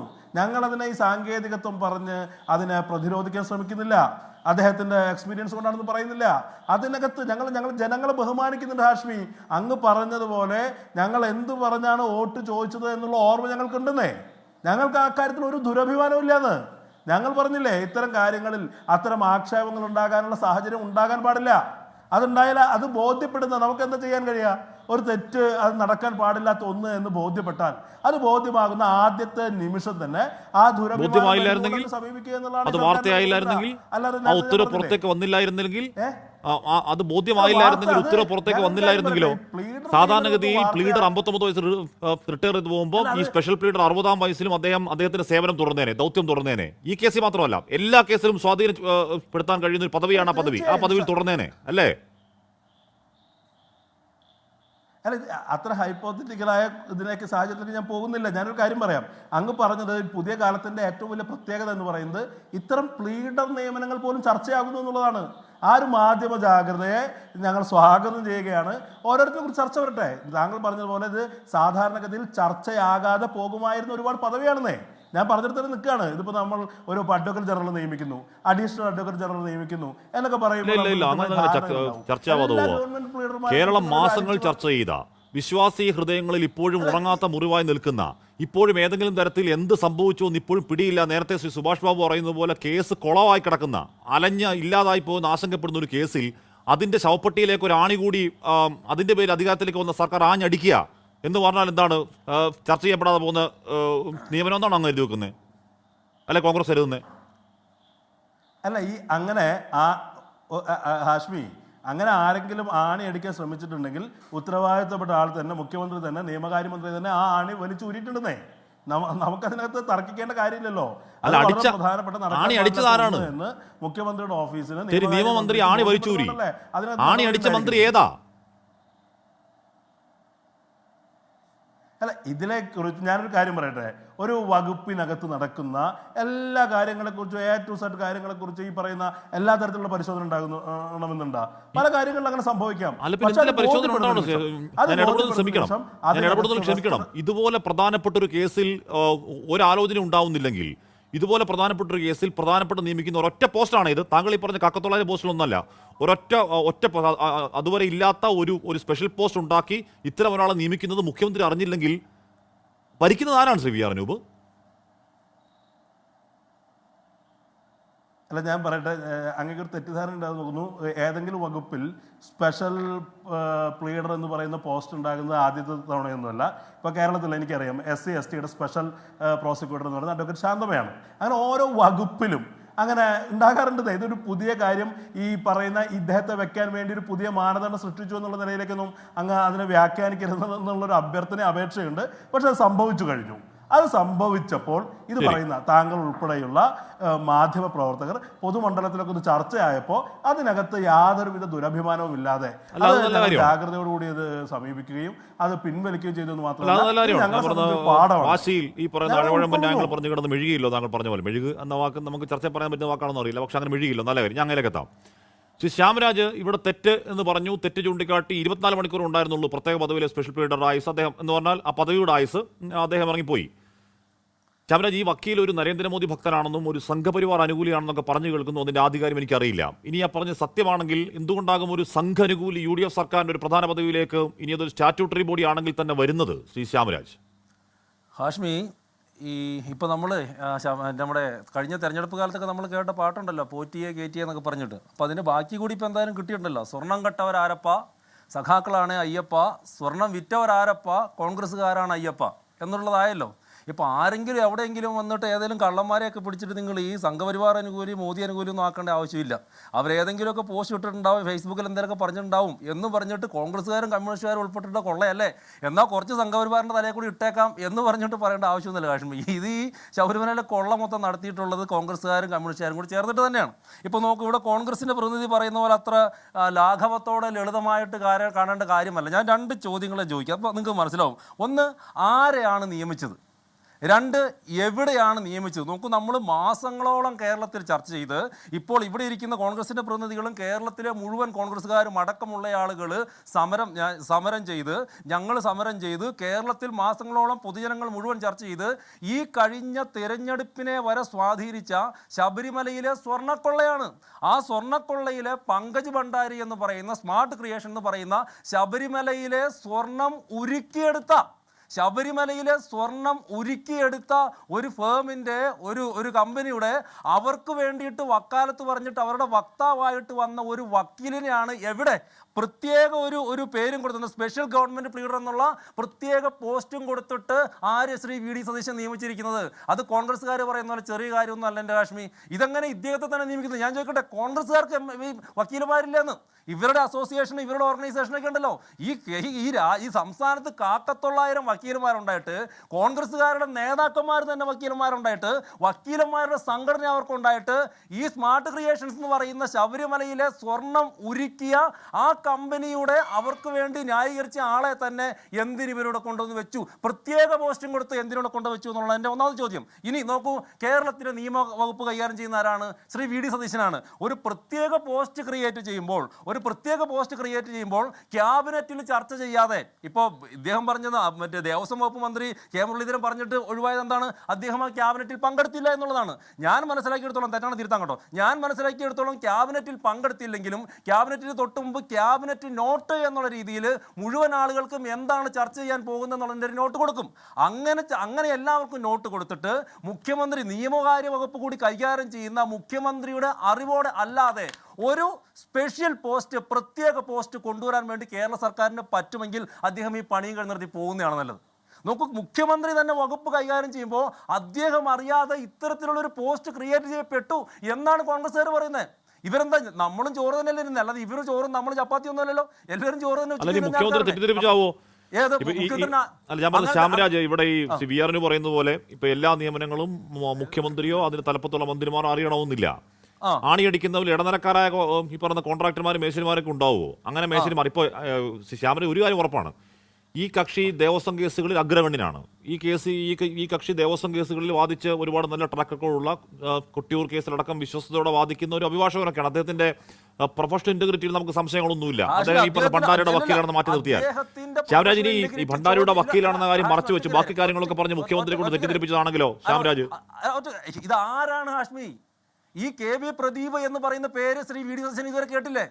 വി ഡി സതീശൻ ആരാണ്? കോൺഗ്രസിന്റെ ഏതെങ്കിലും പഞ്ചായത്ത് മെമ്പർ ഈ പേര് കേട്ടിട്ടുണ്ടാവില്ലേ? ഏതെങ്കിലും ബൂത്തിൽ തലത്തിൽ പ്രവർത്തിക്കുന്ന ഒരാളല്ല. ഈ കെ വി ഇദ്ദേഹത്തിന്റെ പേര് കേൾക്കാത്തതാരാ? പ്രദീപ് എന്നുള്ള പേര് കേൾക്കാത്തതാരാണ്? കേരളത്തിലെ രാഷ്ട്രീയ രംഗത്ത് പ്രവർത്തിക്കുന്ന ആളുകളാരാ ഉള്ളത്? കേരളത്തിന്റെ പ്രത്യേകിച്ച് പ്രതിപക്ഷ നേതാവായിരുന്ന വ്യക്തി ഈ പറഞ്ഞിട്ടുള്ള വക്കീലിനെ അറിയില്ലെന്നാണ് ഹാഷ്മി സ്ഥാപിക്കാൻ വേണ്ടി ശ്രമിക്കുന്നത്, അല്ലെങ്കിൽ കോൺഗ്രസ്സുകാർ സ്ഥാപിക്കാൻ വേണ്ടി ശ്രമിക്കുന്നത്. അത് അറിയാതിരിക്കും എന്റെ ഹാഷ്മി. അതാണ് അല്ലല്ല, ഞാൻ പറഞ്ഞത് അങ്ങനെ അറിയാതിരുന്നാൽ, അങ്ങനെ അറിയില്ല എന്നാണ് വിഡിയുടെ വാദമെങ്കിൽ പിന്നെയും പോയി കുരുക്കിപ്പെടുക. ഇത്രയും പ്രധാനപ്പെട്ട നിയമനങ്ങൾ അറിയാതെയാണോ CM കസേര നിയമമന്ത്രി കസേര ഇരിക്കുന്നത് കുരുക്കിപ്പെടുക? രണ്ടും ഇപ്പൊ ഞാൻ അറിഞ്ഞുകൊണ്ടാണെന്ന് പറഞ്ഞാലും പ്രശ്നം. ഇപ്പൊ അടുത്ത മന്ത്രിസഭാ യോഗത്തിൽ വിഡിയുടെ ചോദ്യം ഉണ്ടാവില്ലേ? ഞാൻ അറിഞ്ഞുകൊണ്ടാണെന്ന് പറഞ്ഞാലും പ്രശ്നമാണ്, അറിയാതെയാണെന്ന് പറഞ്ഞാലും പ്രശ്നമാണ്. അല്ല, എന്റെ പോയിന്റ് അവിടെയാണ്. അതായത് ഒന്നുകിൽ അതാണ് ഞാൻ പറഞ്ഞത്, ഇത് അറിയാതെയാണ് എന്ന് പറഞ്ഞിട്ടുണ്ടെങ്കിൽ ഇദ്ദേഹം ദയവായിട്ട് ഈ ചുമതല രാജിവെച്ചിട്ട് പോകണം. കാരണം ഒന്ന് ആലോചിക്കുക, അദ്ദേഹത്തിന് സ്വന്തം വകുപ്പിലാണ്, മുഖ്യമന്ത്രി കൂടിയായിട്ടിരിക്കുന്ന അദ്ദേഹത്തിന് സ്വന്തം വകുപ്പിൽ ഇത്തരത്തിലുള്ള നിയമനം അദ്ദേഹം അറിയാതെ പിന്നെ ആരാണ് നിയമിച്ചത്? ക്യാബിനറ്റ് ചർച്ച ചെയ്യണ്ടേ? ചർച്ച ചെയ്യുമ്പോൾ അതിന്റെ നേതാവാരാണ്, അതിന്റെ തലവനാരാണ്? ആ ചർച്ച ചെയ്യുമ്പോൾ നടുക്കത്ത് കസേരയിൽ ഇരിക്കുന്നവരാണ്, മുഖ്യമന്ത്രിയല്ലേ? ആ പേര് ഇവിടെ വന്നിട്ടുണ്ടാവില്ല, പിന്നെ ഒളിച്ചു കിടത്തിയോ? ആ പേര് എവിടെ ചർച്ച ചെയ്തു? ഇങ്ങനെ ഒരു സ്പെഷ്യൽ പോസ്റ്റ് കൊണ്ടുവന്നിട്ട് ആ പേര് എവിടെയാണ് ചർച്ച ചെയ്തത്? ആ പേര് ചർച്ച ചെയ്തിട്ട് ആരാണ് പബ്ലിഷ് ചെയ്തത്? ഇത് ഈ കോൺഗ്രസിന്റെ നേതാക്കന്മാർക്ക് ആർക്കും ഈ ഒരു വ്യക്തിയെ അറിയുകയില്ലെന്ന് പറഞ്ഞാൽ കാശ്മീർ വിശ്വസിക്കാൻ വേണ്ടി പറ്റുമോ? കഴിഞ്ഞില്ല. ലാസ്റ്റ് പോയിന്റ് നോക്കൂ. അതിനർത്ഥം എന്ന് പറയുന്നത് ഇവർക്ക് ആരെയോ പ്രൊട്ടക്ട് ചെയ്യാനുണ്ടെന്നേ. ഇതങ്ങനെ നമ്മൾ നിഷ്കളങ്കമായിട്ട് കാണേണ്ട കാശ്മീർ. ഇവിടുത്തെ പ്രശ്നമെന്ന് പറയുന്നത് ഇത് ഇവരറിയാതെ ചെയ്തതല്ല, കോൺഗ്രസിന്റെ നേതാക്കന്മാരും അറിയാതെ, മുഖ്യമന്ത്രി അറിയാതെ നടന്നിട്ടുള്ളതല്ല. ഇവർക്ക് ഈ നോക്കി ഒരു ദിവസമാണെങ്കിൽ പ്രഖ്യാപിച്ചിട്ട് അദ്ദേഹം ചുമതല ഏറ്റെടുത്തല്ലോ. എന്തൊക്കെ ഡീറ്റെയിൽസ് അദ്ദേഹം എടുത്തിട്ട് പോയിട്ടുണ്ടാവാം, എന്തൊക്കെ ഡീറ്റെയിൽസ് എടുത്തിട്ട് പോയിട്ടുണ്ടാവും എന്ന് പറഞ്ഞാൽ ഈ പറയുന്ന കോൺഗ്രസ്സുകാർക്ക് വി ഡി സതീശനെ ആരെയോ പ്രൊട്ടക്ട് ചെയ്യാനുണ്ടെന്നേ. അതാണ് നമ്മൾ ശബരിമല സമരത്തിന് തുടക്കം മുതൽ നമ്മളിപ്പോൾ ചർച്ച ചെയ്തുകൊണ്ടിരുന്ന അടൂർ പ്രകാശൻ അടക്കമുള്ള ആളുകളും സോണിയാഗാന്ധിയുമൊക്കെ ആയിട്ട് ബന്ധപ്പെട്ട് ഈ പറയുന്ന ആളുകളുമായിട്ട് സോണിയാഗാന്ധിനെ കാണാൻ വേണ്ടി പോയത് എന്തിനാണെന്നുള്ള ചോദ്യത്തിന് ഉത്തരം ഇപ്പോഴും കൊടുക്കാത്തത്? എന്തേ കോൺഗ്രസ് ബാക്ക് ഫുട്ടിലായത്? ശബരിമല സമരം നടക്കുന്ന സമയത്ത് BJP ആവശ്യപ്പെട്ടു, CBI അന്വേഷണം ആവശ്യപ്പെട്ടു, കോൺഗ്രസ് തുടക്കത്തിൽ ആവശ്യപ്പെട്ടു. ഈ അടൂർ പ്രകാശിന്റെ സോണിയാഗാന്ധിയോടൊപ്പമുള്ള ഫോട്ടോ വന്നതിന് ശേഷം ഇവരെന്താ ബാക്ക് ഫുട്ടിൽ പോയത്? ഇപ്പം എന്താ ഇതുവരെ CBI അന്വേഷണം ഇവർ പറയാത്തത്? ഇതുവരെ അതിന് ഉത്തരം കൊടുക്കാൻ വേണ്ടി, ഇന്ന് വരെ ഇവർക്ക് ഉത്തരം കൊടുക്കാൻ വേണ്ടി പറഞ്ഞിട്ടില്ല. അടൂർ പ്രകാശ് അന്ന് പറഞ്ഞത് നിങ്ങൾക്ക് ഓർമ്മയില്ലേ? ഈ പറയുന്ന പോറ്റി സോണിയാഗാന്ധിയുടെ അപ്പോയിന്റ്മെന്റ് പോറ്റിക്ക് കിട്ടിയെന്ന് പറഞ്ഞപ്പോൾ ആ പോറ്റിയുടെ കൂടെ പോയതാണ് അടൂർ പ്രകാശ് എന്ന് ആലോചിച്ച് നോക്കണേ. കേരളത്തിന്റെ MP ആയിരുന്ന ഒരാൾ പറയാണ്, UDF കൺവീനറായിരുന്ന ആൾ പറയാണ്, ഏതോ ഒരാൾ അദ്ദേഹത്തിന്റെ നേതാവിന്, ഏതോ അടൂർ പ്രകാശിന്റെ നേതാവ് സോണിയാഗാന്ധിയെ പോലുള്ള ഒരാളെ കാണാൻ പോയത് പോറ്റിക്ക് അപ്പോയിന്റ്മെന്റ് കിട്ടിയതുകൊണ്ടാണെന്ന് നിങ്ങൾ വിശ്വസിക്കുന്നുണ്ടോ? ഞാൻ എന്തായാലും വിശ്വസിക്കുന്നില്ല, ഞങ്ങളാരും വിശ്വസിക്കുന്നില്ല. എന്ന് പറഞ്ഞാൽ ഇവർക്ക് ആരും എന്തായാലും ആ നിയമനം, ഈ ആരോപണം CPM-നും നിങ്ങൾക്ക് BJP കുറച്ചുകൂടി രൂക്ഷമായി ഉന്നയിക്കാൻ അവസരം നൽകുന്നു എന്ന തർക്കമാണ്. താങ്കൾ നേരത്തെ പറഞ്ഞു ഇവരുടെ അഭിഭാഷക സംഘടനയില്ലേ എന്നൊക്കെ ചോദിച്ചല്ലോ. അതിനകത്ത് ഈ പറയുന്ന കേരള ഹൈക്കോടതിയിലെ സർക്കാർ അഭിഭാഷക നിയമന പട്ടിക സംസ്ഥാന സർക്കാരിന് തലവേദനയാവുകയാണ്. അതിൽ സീനിയർ ഗവൺമെന്റ് ലീഡറായി നിയമിക്കപ്പെട്ട അഭിഭാഷക ഒരാൾ തൃപ്പൂണിത്തുറയിലെ CPI ലോക്കൽ കമ്മിറ്റി അംഗം ഒന്നാമത്തെ ആരോപണം. CPM-ന്റെ അഭിഭാഷക സംഘടനയായ ഓൾ ഇന്ത്യ ലോയേഴ്സ് യൂണിയനിലെ അംഗം സീനിയർ അഭിഭാഷകനെ നിയമിതനായ 12 ജില്ലക്കാരൻ അഭിഭാഷകൻ എന്ന പരാതി അവിടെ കേൾക്കുന്നു. ഇടതുപക്ഷ സർക്കാരിന്റെ കാലത്ത് അഡ്വക്കേറ്റ് ജനറൽ ഓഫീസിലെ ഗവൺമെന്റ് ലീഡറായിരുന്ന അഭിഭാഷകയെ ഗവൺമെന്റ് ലീഡറായി നിയമിച്ചതിനെതിരെ പരാതി ഉയരുന്നു. CMP അക്കൗണ്ടാണ് അഭിഭാഷക എത്തിയെന്ന് പറയുന്നു. സീനിയർ ഗവൺമെന്റ് ലീഡറായി നിയമിതനായ അഭിഭാഷകൻ ഒരാൾ മുമ്പ് UDF സർക്കാരിന്റെ കാലത്ത് പുറത്താക്കപ്പെട്ട വ്യക്തിയാണ് എന്ന് മറ്റൊരു ആരോപണം. നിലവിലിറങ്ങിയ പട്ടികകളിൽ 1 ഡസനോളം പേർ ഹൈക്കോടതിയിൽ പ്രാക്ടീസ് ചെയ്യാത്തവരെയാണ് എന്നീ പരാതികളൊക്കെ ചൂണ്ടിക്കാണിക്കുന്നുണ്ട്. ഇതൊക്കെ നമുക്ക് അയച്ചു തരുന്നത് കോൺഗ്രസ്സുകാർ തന്നെയാണ് കേട്ടോ. സുഭാഷ് ബാബു, താങ്കൾ തന്നെ തുടക്കത്തിൽ പറഞ്ഞതുപോലെ ഈ കേസിന്റെ ഭാവി എന്താവും? കോടതിയിൽ പോകുന്ന എന്താവാൻ പോകുന്നത്? കാര്യം ഈ പ്രതികൾ മൊത്തം പുറത്താണ്. ഹൈക്കോടതി പറഞ്ഞ താങ്കൾക്ക് ഓർമ്മയുണ്ടാവണം, ഈ പ്രതികൾ ജാമ്യം കൊടുക്കുമ്പോഴേക്കും ഈ പ്രതികൾ ജാമ്യത്തിൽ ഇറങ്ങിപ്പോയാൽ അന്വേഷണം അട്ടിമറിക്കും എന്ന് കോടതി പറഞ്ഞതിന് തൊട്ട് പിറ്റേ ദിവസം അതിൻ്റെ പിറ്റേ ദിവസം ജാമ്യം കിട്ടിയ പ്രതികളുണ്ട്. എന്താകുമെന്ന കാര്യത്തിൽ എനിക്ക് സീരിയസ് ആയ ആശങ്കകളുണ്ട്. അവിടുന്ന് വരുന്ന ഈ പറയുന്ന സാങ്കേതിക പരിശോധന പരമൊക്കെ ഏത് രീതിയിൽ കോടതിയിൽ എസ്ഐറ്റിക്ക് സമർപ്പിക്കാനാകുമെന്ന് നമുക്ക് കണ്ടു തന്നെ അറിയാം. അതിനിടയിൽ അല്ലെങ്കിൽ തന്നെ ആശങ്കപ്പെട്ട് നിൽക്കുന്ന ഈ അന്വേഷണം, ഇപ്പോൾ എൻ്റെയും താങ്കളുടെയും ആശങ്ക എന്ന് പറയുന്നത് പൊതുവിൽ വിശ്വാസികൾക്ക് നമ്മൾ സംസാരിക്കുന്നവർക്കൊക്കെയുള്ള ആശങ്കയാണ്. അതിനിടയിൽ അതിനള്ളു വെക്കാൻ നീക്കം നടക്കുന്നുണ്ടോ എന്ന മട്ടിൽ ഈ നിയമനം കൊണ്ട് വന്നാൽ എങ്ങനെയാണ് ശരിയാവുക ശ്രീ സുഭാഷ് ബാബു? അല്ല, ഈ നിയമനത്തിൽ മറ്റു വശം നോക്കുകയാണെങ്കിൽ നമുക്ക് തെറ്റില്ല എന്ന് പറയാം. പക്ഷേ ഈ ശബരിമല കേസിലെ സംബന്ധിച്ച് ഇദ്ദേഹം പ്രതികൾക്ക് വേണ്ടി ഹാജരായ ഒരു വക്കീലാണ്. അപ്പോൾ അദ്ദേഹം പ്രോസിക്യൂഷൻ്റെ ഭാഗത്തേക്ക് വന്നിട്ട് മറുവശം പിടിക്കുക എന്ന് പറയുന്നത് ധാർമ്മികമായിട്ട് അത് ശരിയല്ല. എത്തിക്കലായിട്ട്, അതായത് പ്രൊഫഷണൽ എത്തിക്സിൽ തെറ്റില്ല എന്ന് ചിലപ്പോൾ വാദിച്ചേക്കാം. പക്ഷേ എന്നാൽ തന്നെ മറ്റൊരു വ്യക്തിക്ക് വേണ്ടി അല്ലെങ്കിൽ ഒരു പ്രതിഭാഗത്തിന് ഹാജരായതിനു ശേഷം അദ്ദേഹം വന്നിട്ട് വാദിഭാഗം കേസ് നടത്തുക എന്ന് പറഞ്ഞാൽ അത് അസ്വാഭാവികത ഒരുപാടുണ്ട്, പ്രത്യേകിച്ച് സംശയങ്ങളുണ്ട്. അതിന് എത്ര ഭംഗിയായിട്ട് നടത്തിക്കഴിഞ്ഞാലും ആളുകൾക്ക് കേസിൻ്റെ അന്തിമ തീരുമാനം വരുന്നവരെ വിശ്വാസ്യത ഉണ്ടാവില്ല, ഭയങ്കര ആശങ്കയുണ്ടാവും. പിന്നെ സാക്ഷികളെ സംബന്ധിച്ചിടത്തോളം അവർക്ക് ഭയാശങ്കകളുണ്ടാവും. കാരണം ഇയാളിത് ഇങ്ങനെയൊക്കെ ചെയ്യാൻ സാധ്യതയുണ്ടല്ലോ, അപ്പോൾ താഴത്തെ കോടതി പറഞ്ഞിട്ട് എന്താ കാര്യമെന്നൊക്കെ അവർ തെറ്റിദ്ധരിക്കും. അപ്പോൾ എന്തായാലും ശരി, അത് ചെയ്തതിൽ ഒരു ശ്രദ്ധക്കുറവുണ്ടായിരുന്നു എന്ന് സംശയം വേണ്ട. പക്ഷേ ഇവിടെയുള്ള പ്രധാന പ്രശ്നം എന്താ പറയുക, ഈ കേസിനെ സംബന്ധിച്ചിടത്തോളം ഈ കേസിൽ അന്വേഷണം ശരിയായ രീതിയിൽ കൊണ്ടുപോകാൻ ഒരു ബുദ്ധിമുട്ടും ഉണ്ടായിട്ടില്ല. കാരണം ഇവർക്ക് ഏറ്റവും ചുരുങ്ങിയത് കള്ളരേഖയുണ്ടാക്കിയെന്നും അതുപോലെ തന്നെ കൃത്രിമ രേഖ ചമയ്ക്കാൻ വേണ്ടിയിട്ട് അദ്ദേഹം തന്നെ, അതായത് മുമ്പുള്ള ദേവസ്വം ബോർഡ് പ്രസിഡന്റുമാർ തന്നെ എഴുതിയെന്നും അവർക്ക് അനുകൂലമായിട്ട് ആവശ്യപ്പെട്ട രീതിയിൽ മറ്റാളുകൾ എഴുതി കൊടുത്തു എന്നൊക്കെ മൊഴിയുണ്ട്. പക്ഷേ എന്നിരുന്നാൽ പോലും അതിൻ്റെ ഹാൻഡ് റൈറ്റിങ്ങിൻ്റെ ഒരു പരിശോധന കഴിഞ്ഞതിന് ശേഷം ഒരു കള്ളരേഖ ഉണ്ടാക്കി എന്നുള്ള രീതിയിൽ തീർച്ചയായിട്ടും ഒരു ചാർജ് അവർക്ക് കൊടുക്കാമായിരുന്നു. അത് ചെയ്തില്ല. അതായത് എല്ലാവരും ഒരു റിമാൻഡിൻ്റെ മാക്സിമം പീരീഡ് ലിമിറ്റേഷൻ വരെ ഉള്ള ദിവസം 90 ദിവസം 60 ദിവസം ഒക്കെ എത്തിയതിന് ശേഷം അവർക്ക് സ്വാഭാവിക ജാമ്യം കിട്ടിപ്പോവുകയാണ്. അതൊന്ന് ആലോചിച്ച് നോക്കൂ നിങ്ങൾ. ഇത്രയും ഗൗരവതരമായ ഒരു കേസിൽ ഇത്ര കാലമായിട്ട് തന്നെ ഏതെങ്കിലും ഒരു പ്രതിക്ക് വേണ്ടി സമയബന്ധിതമായി ഒരു ചാർജ് ഷീറ്റ് ഹാജരാക്കുന്നതിന് വേണ്ടി കഴിഞ്ഞില്ല എന്ന് പറയുമ്പോൾ നമ്മളതിൽ മനസ്സിലാക്കേണ്ടത് എന്താണെന്ന് പറഞ്ഞാൽ, ഈ കേസിൻ്റെ അന്വേഷണത്തിൽ അതാത് സമയത്ത് വേണ്ട രീതിയിൽ വേണ്ട സമയത്ത് ചെയ്യപ്പെടാതിരുന്നത് എന്തുകൊണ്ട് എന്ന അന്വേഷണ ഉദ്യോഗസ്ഥന്മാർ ഉത്തരം പറയണം. അത് ചെയ്യപ്പെട്ടിട്ടില്ല എന്ന് നമുക്കറിയാം. എത്രയോ കാലവിളംബത്തിന് ശേഷമാണ് ഓരോ കെമിക്കൽ അനാലിസിസിൻ്റെ ആയാലും ശരി, ഹാൻഡ് റൈറ്റിംഗ് എക്സ്പെർട്ടിൻ്റെ ആയാലും ശരി, പല സാക്ഷികളെയും ചോദ്യം ചെയ്തും അതുപോലെ സെർച്ചിൻ്റെ പല കാര്യങ്ങളും എല്ലാം നമ്മൾ നോക്കുന്ന അവസരത്തിൽ ഇതിനകത്ത് വളരെ വളരെ വളരെ അനാസ്ഥയോട് കൂടിയിട്ടാണ് ഈ കേസ് അന്വേഷിച്ചിരിക്കുന്നത്. എന്നിട്ട് കോടതിയെ തെറ്റിദ്ധരിപ്പിക്കാൻ വേണ്ടി ഓരോ വശം ഓരോന്ന് പറയും. അത് വീണ്ടും പ്രതിയാകായി പോകും. നിങ്ങളൊന്ന് ആലോചിച്ച് നോക്കണം. കോടതിയിൽ ചെന്നിട്ടാണ് പറയുന്നത്, എന്താ ഉടനെ 3 പ്രതികളെ കൂടെ ആരെ അറസ്റ്റ് ചെയ്തു, വല്ലവർക്ക് നടന്നിട്ടുണ്ടോ? ഇതൊക്കെ തെറ്റിദ്ധാരണജനകമായ റിപ്പോർട്ടുകൾ കൊടുത്ത് അതുപോലെ തന്നെ ജനങ്ങളെ സംബന്ധിച്ച് അവരുടെ വിശ്വാസ്യത, പ്രത്യേകിച്ച് കേസന്വേഷണത്തെ സംബന്ധിച്ച് ബാലപാഠം അറിയുന്ന ഒരു പോലീസ് ഉദ്യോഗസ്ഥനും ഒരു വക്കീലും ഒരു ജഡ്ജും ഇത് ശരിയായ പന്ഥാവിലൂടെയാണ് അന്വേഷണം മുന്നോട്ട് പോയെന്ന് പറയുന്നത് ഞാൻ ഒരിക്കലും വിശ്വസിക്കുന്നില്ല. അല്ല എന്നാണ് എൻ്റെ പൂർണ്ണമായിട്ടുള്ള അഭിപ്രായം. അതാണ് എല്ലാം പറയുമ്പോൾ അതൊക്കെ ഹൈക്കോടതി ഉത്തരവിനാണല്ലോ, ഹൈക്കോടതിക്ക് തൃപ്തിയാണല്ലോ എന്ന ഒറ്റ മറുപടിയായിരുന്നു അക്കാലം നമ്മൾ കേട്ടത്. പക്ഷേ ആ മറുപടി കൊണ്ട് കാര്യമില്ല. ഈ അന്വേഷണം ഏതോ വഴിക്ക് പോകുന്നതിന് ഹൈക്കോടതി കുറ്റം പറഞ്ഞിട്ട് പ്രത്യേകിച്ച് കാര്യമൊന്നുമില്ല. ഞാൻ പറഞ്ഞ ഹൈക്കോടതിയുടെ പൂർണ്ണ ഉത്തരവാദിത്തമാണ് എന്ന് പറഞ്ഞ് ഒഴിയാനും കഴിയില്ല. നമുക്ക് നോക്കാം കേസിൻ്റെ ഭാവി എന്തെന്നുള്ള കാര്യം. എസ് കെ സതീഷ്, ഇവിടെ ശ്രീ വി ആർ ന്യൂ പറയുന്നു ഇത് പിണറായി കാലമല്ല, അവിടെ ഉള്ളപ്പോൾ തെറ്റ് ചർച്ചയായാൽ അത് അവർ തിരുത്തും. അത് ശരിയാണ്, ആ തിരുത്ത് നമ്മൾ കണ്ടതാണ്. ആരുടെ സണ്ണി ജോസഫിൻ്റെ ബന്ധു നിയമന കാര്യത്തിൽ ഇപ്പോഴൊക്കെ നമ്മൾ കാണുന്നുണ്ട്. അവരോട് തന്നെ നമുക്ക് വീണ്ടും ചോദിക്കാം. പക്ഷേ ഇവിടെ പത്മകുമാറിനെ എന്തുകൊണ്ട് പുറത്താക്കുന്നില്ല എന്ന ചോദ്യത്തിന് കുറ്റപത്രം വരട്ടെ എന്ന് പറഞ്ഞുകൊണ്ട് നിങ്ങൾ പത്മകുമാറിന് നടപടി വേണമെന്ന് തീരുമാനിക്കാൻ മാരകമായൊരു പരാജയം വേണ്ടി വന്നു. അവിടെ കൊണ്ട് തീർന്നോ? അടുത്ത ദേവസ്വം ബോർഡ് അധ്യക്ഷൻ PS പ്രശാന്ത് അടുത്തയാഴ്ച വീണ്ടും SITക്ക് ചോദ്യമുൻപിലേക്ക് വീണ്ടും പോവാണ്. അതുകൊണ്ട് CPM രക്ഷപ്പെട്ടിട്ടില്ല. ശ്രീ SK സജീഷ്. ഹാഷ്മി, ഒരു കാര്യം ഇവിടെ പറഞ്ഞ കുറേയേറെ കാര്യങ്ങളുണ്ട്. എത്ര ലാഘവത്തോടു കൂടിയാണ് ഇവരെല്ലാവരും ഈ വിഷയത്തെ കാണുന്നത് എന്ന് നാം ഗൗരവത്തിൽ പരിശോധിക്കണം. ഒന്ന്, തിരുത്തി എന്ന ഒരു പ്രസ്താവന അല്ലെങ്കിൽ തിരുത്തി എന്ന ലാഘവബുദ്ധിയോടുകൂടിയുള്ള ചർച്ചയിലെ സംസാരങ്ങൾ, അതുപോലെ തന്നെ ശ്രദ്ധക്കുറവ് എന്ന് പറയുക. ചെറിയൊരു ശ്രദ്ധക്കുറവാണ് ഉണ്ടായത്. തിരുത്തൽ നടത്തിയില്ലേ എന്നാണ് ശ്രീ അനൂപ് ഉൾപ്പെടെ പറയുന്നത്. ശ്രീ അനൂപിന് ഉൾപ്പെടെ ശ്രീ വി ഡി സതീശനെ തിരുത്തേണ്ടി വന്നു. സത്യപ്രതിജ്ഞ ചെയ്ത ഉടനെ BR അംബേദ്കറെ വായിക്കണമെന്ന് ശ്രീ അനൂപിന് ഉൾപ്പെടെ കേരളത്തിന്റെ മുഖ്യമന്ത്രിയോട് പറയേണ്ടി വന്നു. അപ്പം നല്ല തിരുത്തൽ അടിത്തട്ടിൽ നിന്ന് തന്നെ അദ്ദേഹം ആരംഭിക്കണം എന്ന കാര്യത്തിൽ തർക്കമില്ല. പക്ഷെ ഇവിടെ തിരുത്തൽ മതിയാവില്ലല്ലോ എന്നുള്ളതാണ് പ്രശ്നം. ഇവിടെ ഇപ്പോ മുഖ്യമന്ത്രിയെ തിരുത്താൻ, ബിന്ദു കൃഷ്ണയെ തിരുത്താൻ, വെള്ളാപ്പള്ളിയെ കണ്ട മനുഷ്യന്മാരെ തിരുത്താൻ ഒരു സാധാരണ അനൂപിനടക്കം കഴിയുന്നുണ്ട്. നിങ്ങളുടെ കാലത്ത് അങ്ങനെ ഉണ്ടായിരുന്നില്ല കേട്ടോ. അതുകൊണ്ട് അതിനെ കളിയാക്കരുത്. അല്ല അല്ല അല്ല ആഷ്മി, ഞാൻ കളിയാക്കിയതല്ല. ഒരു കാര്യം, ആരാണ് കേരളത്തിന്റെ മുഖ്യമന്ത്രി എന്ന് നമ്മൾ വയ്യ അറിയട്ടെ. ഞാൻ അതിൻ്റെ വിശദാംശങ്ങളിലേക്കൊന്നും പോകുന്നില്ല. ശ്രീ അനൂപ് പറഞ്ഞ ഒരു കാര്യത്തിൽ ഞാൻ പറഞ്ഞു എന്ന് മാത്രം. അംബേദ്കറെ പഠിക്കേണ്ട ഒരു മുഖ്യമന്ത്രി ഈ രാജ്യത്ത് വി ഡി സതീശൻ എന്ന് പറയുന്ന മുഖ്യമന്ത്രി ഉണ്ട്. സത്യപ്രതിജ്ഞ ചെയ്യുന്ന ദിവസം അത് പറയേണ്ടി വരുന്നു. ഭരണഘടന ശില്പിയെ പഠിക്കേണ്ട ഒരു മുഖ്യമന്ത്രിയാണ് എന്ന് പറയേണ്ടി വന്നു. അത്ര മാത്രമേ ഞാൻ ഇപ്പോൾ പറഞ്ഞു വെക്കുന്നുള്ളൂ. പിന്നെ പ്രശ്നം അവിടെയല്ല. പ്രശ്നം SIT തന്നെ ഈ വിഷയത്തിനകത്ത് ആശങ്ക പ്രകടിപ്പിച്ചു. സ്പെഷ്യൽ ഓഫീസറെയും അതുപോലെ തന്നെ കോടതിയെയും ഈ അപ്പോയിൻമെൻ്റ് വിവരം അറിയിച്ചു.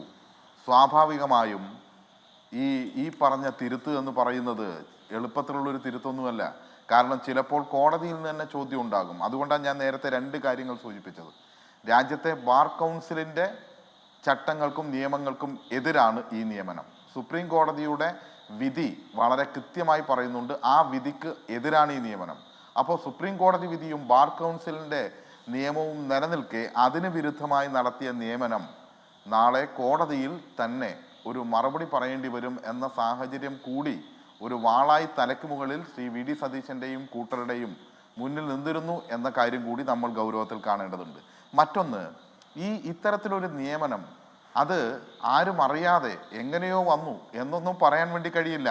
ഇതിന് ഒരുപാട് പ്രൊസീജിയറുണ്ട്. ഇത് സ്പെഷ്യൽ ആയി ഇങ്ങനെ ഒരു ക്ലീനറെ നിയമിക്കുമ്പോൾ അത് മന്ത്രിസഭയുടെ അംഗീകാരം ഉണ്ടാകേണ്ടതുണ്ട്. ആദ്യം അഡ്വക്കേറ്റ് ജനറലാണ് ഇത്തരത്തിലൊരു പേര് നിർദ്ദേശിക്കേണ്ടത്. അങ്ങനെ ഒരു പേര് നിർദ്ദേശിച്ചു കഴിഞ്ഞാൽ നിയമവകുപ്പിന് അത് എത്തിക്കണം. നിയമവകുപ്പിനെത്തിയാൽ അതിൻ്റെ സെക്രട്ടറി ഉൾപ്പെടെ കാണണം. തുടർന്ന് മുഖ്യമന്ത്രിയിലേക്ക് വരണം. മുഖ്യമന്ത്രി അത് പരിശോധിച്ച് വീണ്ടും വകുപ്പിലേക്ക് പോകണം. ചീഫ് സെക്രട്ടറി ഉൾപ്പെടെ കൈകാര്യം ചെയ്യണം. അതിന് ഒരുപാട് പ്രൊസീജിയർ ഉണ്ട്. ഞാനതിൻ്റെ വിശദാംശങ്ങളിലേക്കൊന്നും പോകുന്നില്ല. ഇതെല്ലാം പൂർത്തീകരിച്ചിരുന്നോ?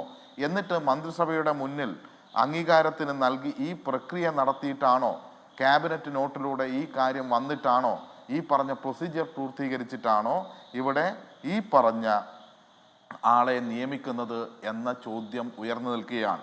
ചോദ്യത്തിന് ഇവർ പണ്ടേ ഉത്തരം പറയുന്നില്ലല്ലോ. ഈ കേസുമായി ബന്ധപ്പെട്ട് സോണിയാഗാന്ധിയെയും അവരുടെ വസതിയിൽ പോയി കണ്ട ഉണ്ണികൃഷ്ണൻ പോറ്റിയും ഈ പറഞ്ഞ രമേശ് ഭണ്ഡാരിയും പ്രതികളുമെല്ലാം എങ്ങനെ അവിടെ എത്തി എന്ന ചോദ്യം ഇപ്പോഴും ഉത്തരം കിട്ടാത്തൊരു ചോദ്യമാണ്. ആ ഉത്തരം കിട്ടാത്ത ചോദ്യത്തിൻ്റെ കൂടെ ഈ പറഞ്ഞ പ്രൊസീജിയർ പാലിച്ചിരുന്നോ എന്ന രണ്ടാമത്തെ ചോദ്യം ഉയർന്നു നിൽക്കുന്നു. അതുപോലെ തന്നെ ഇയാൾ ഇങ്ങനെ ഒരു പ്രതിയുടെ ആളെ വാദിയാക്കി മാറ്റുന്നത് എന്തിനു വേണ്ടി എന്ന ചോദ്യം രണ്ടാമതും നിൽക്കുന്നു. മൂന്നാമത്തെ ചോദ്യം എന്താണ്?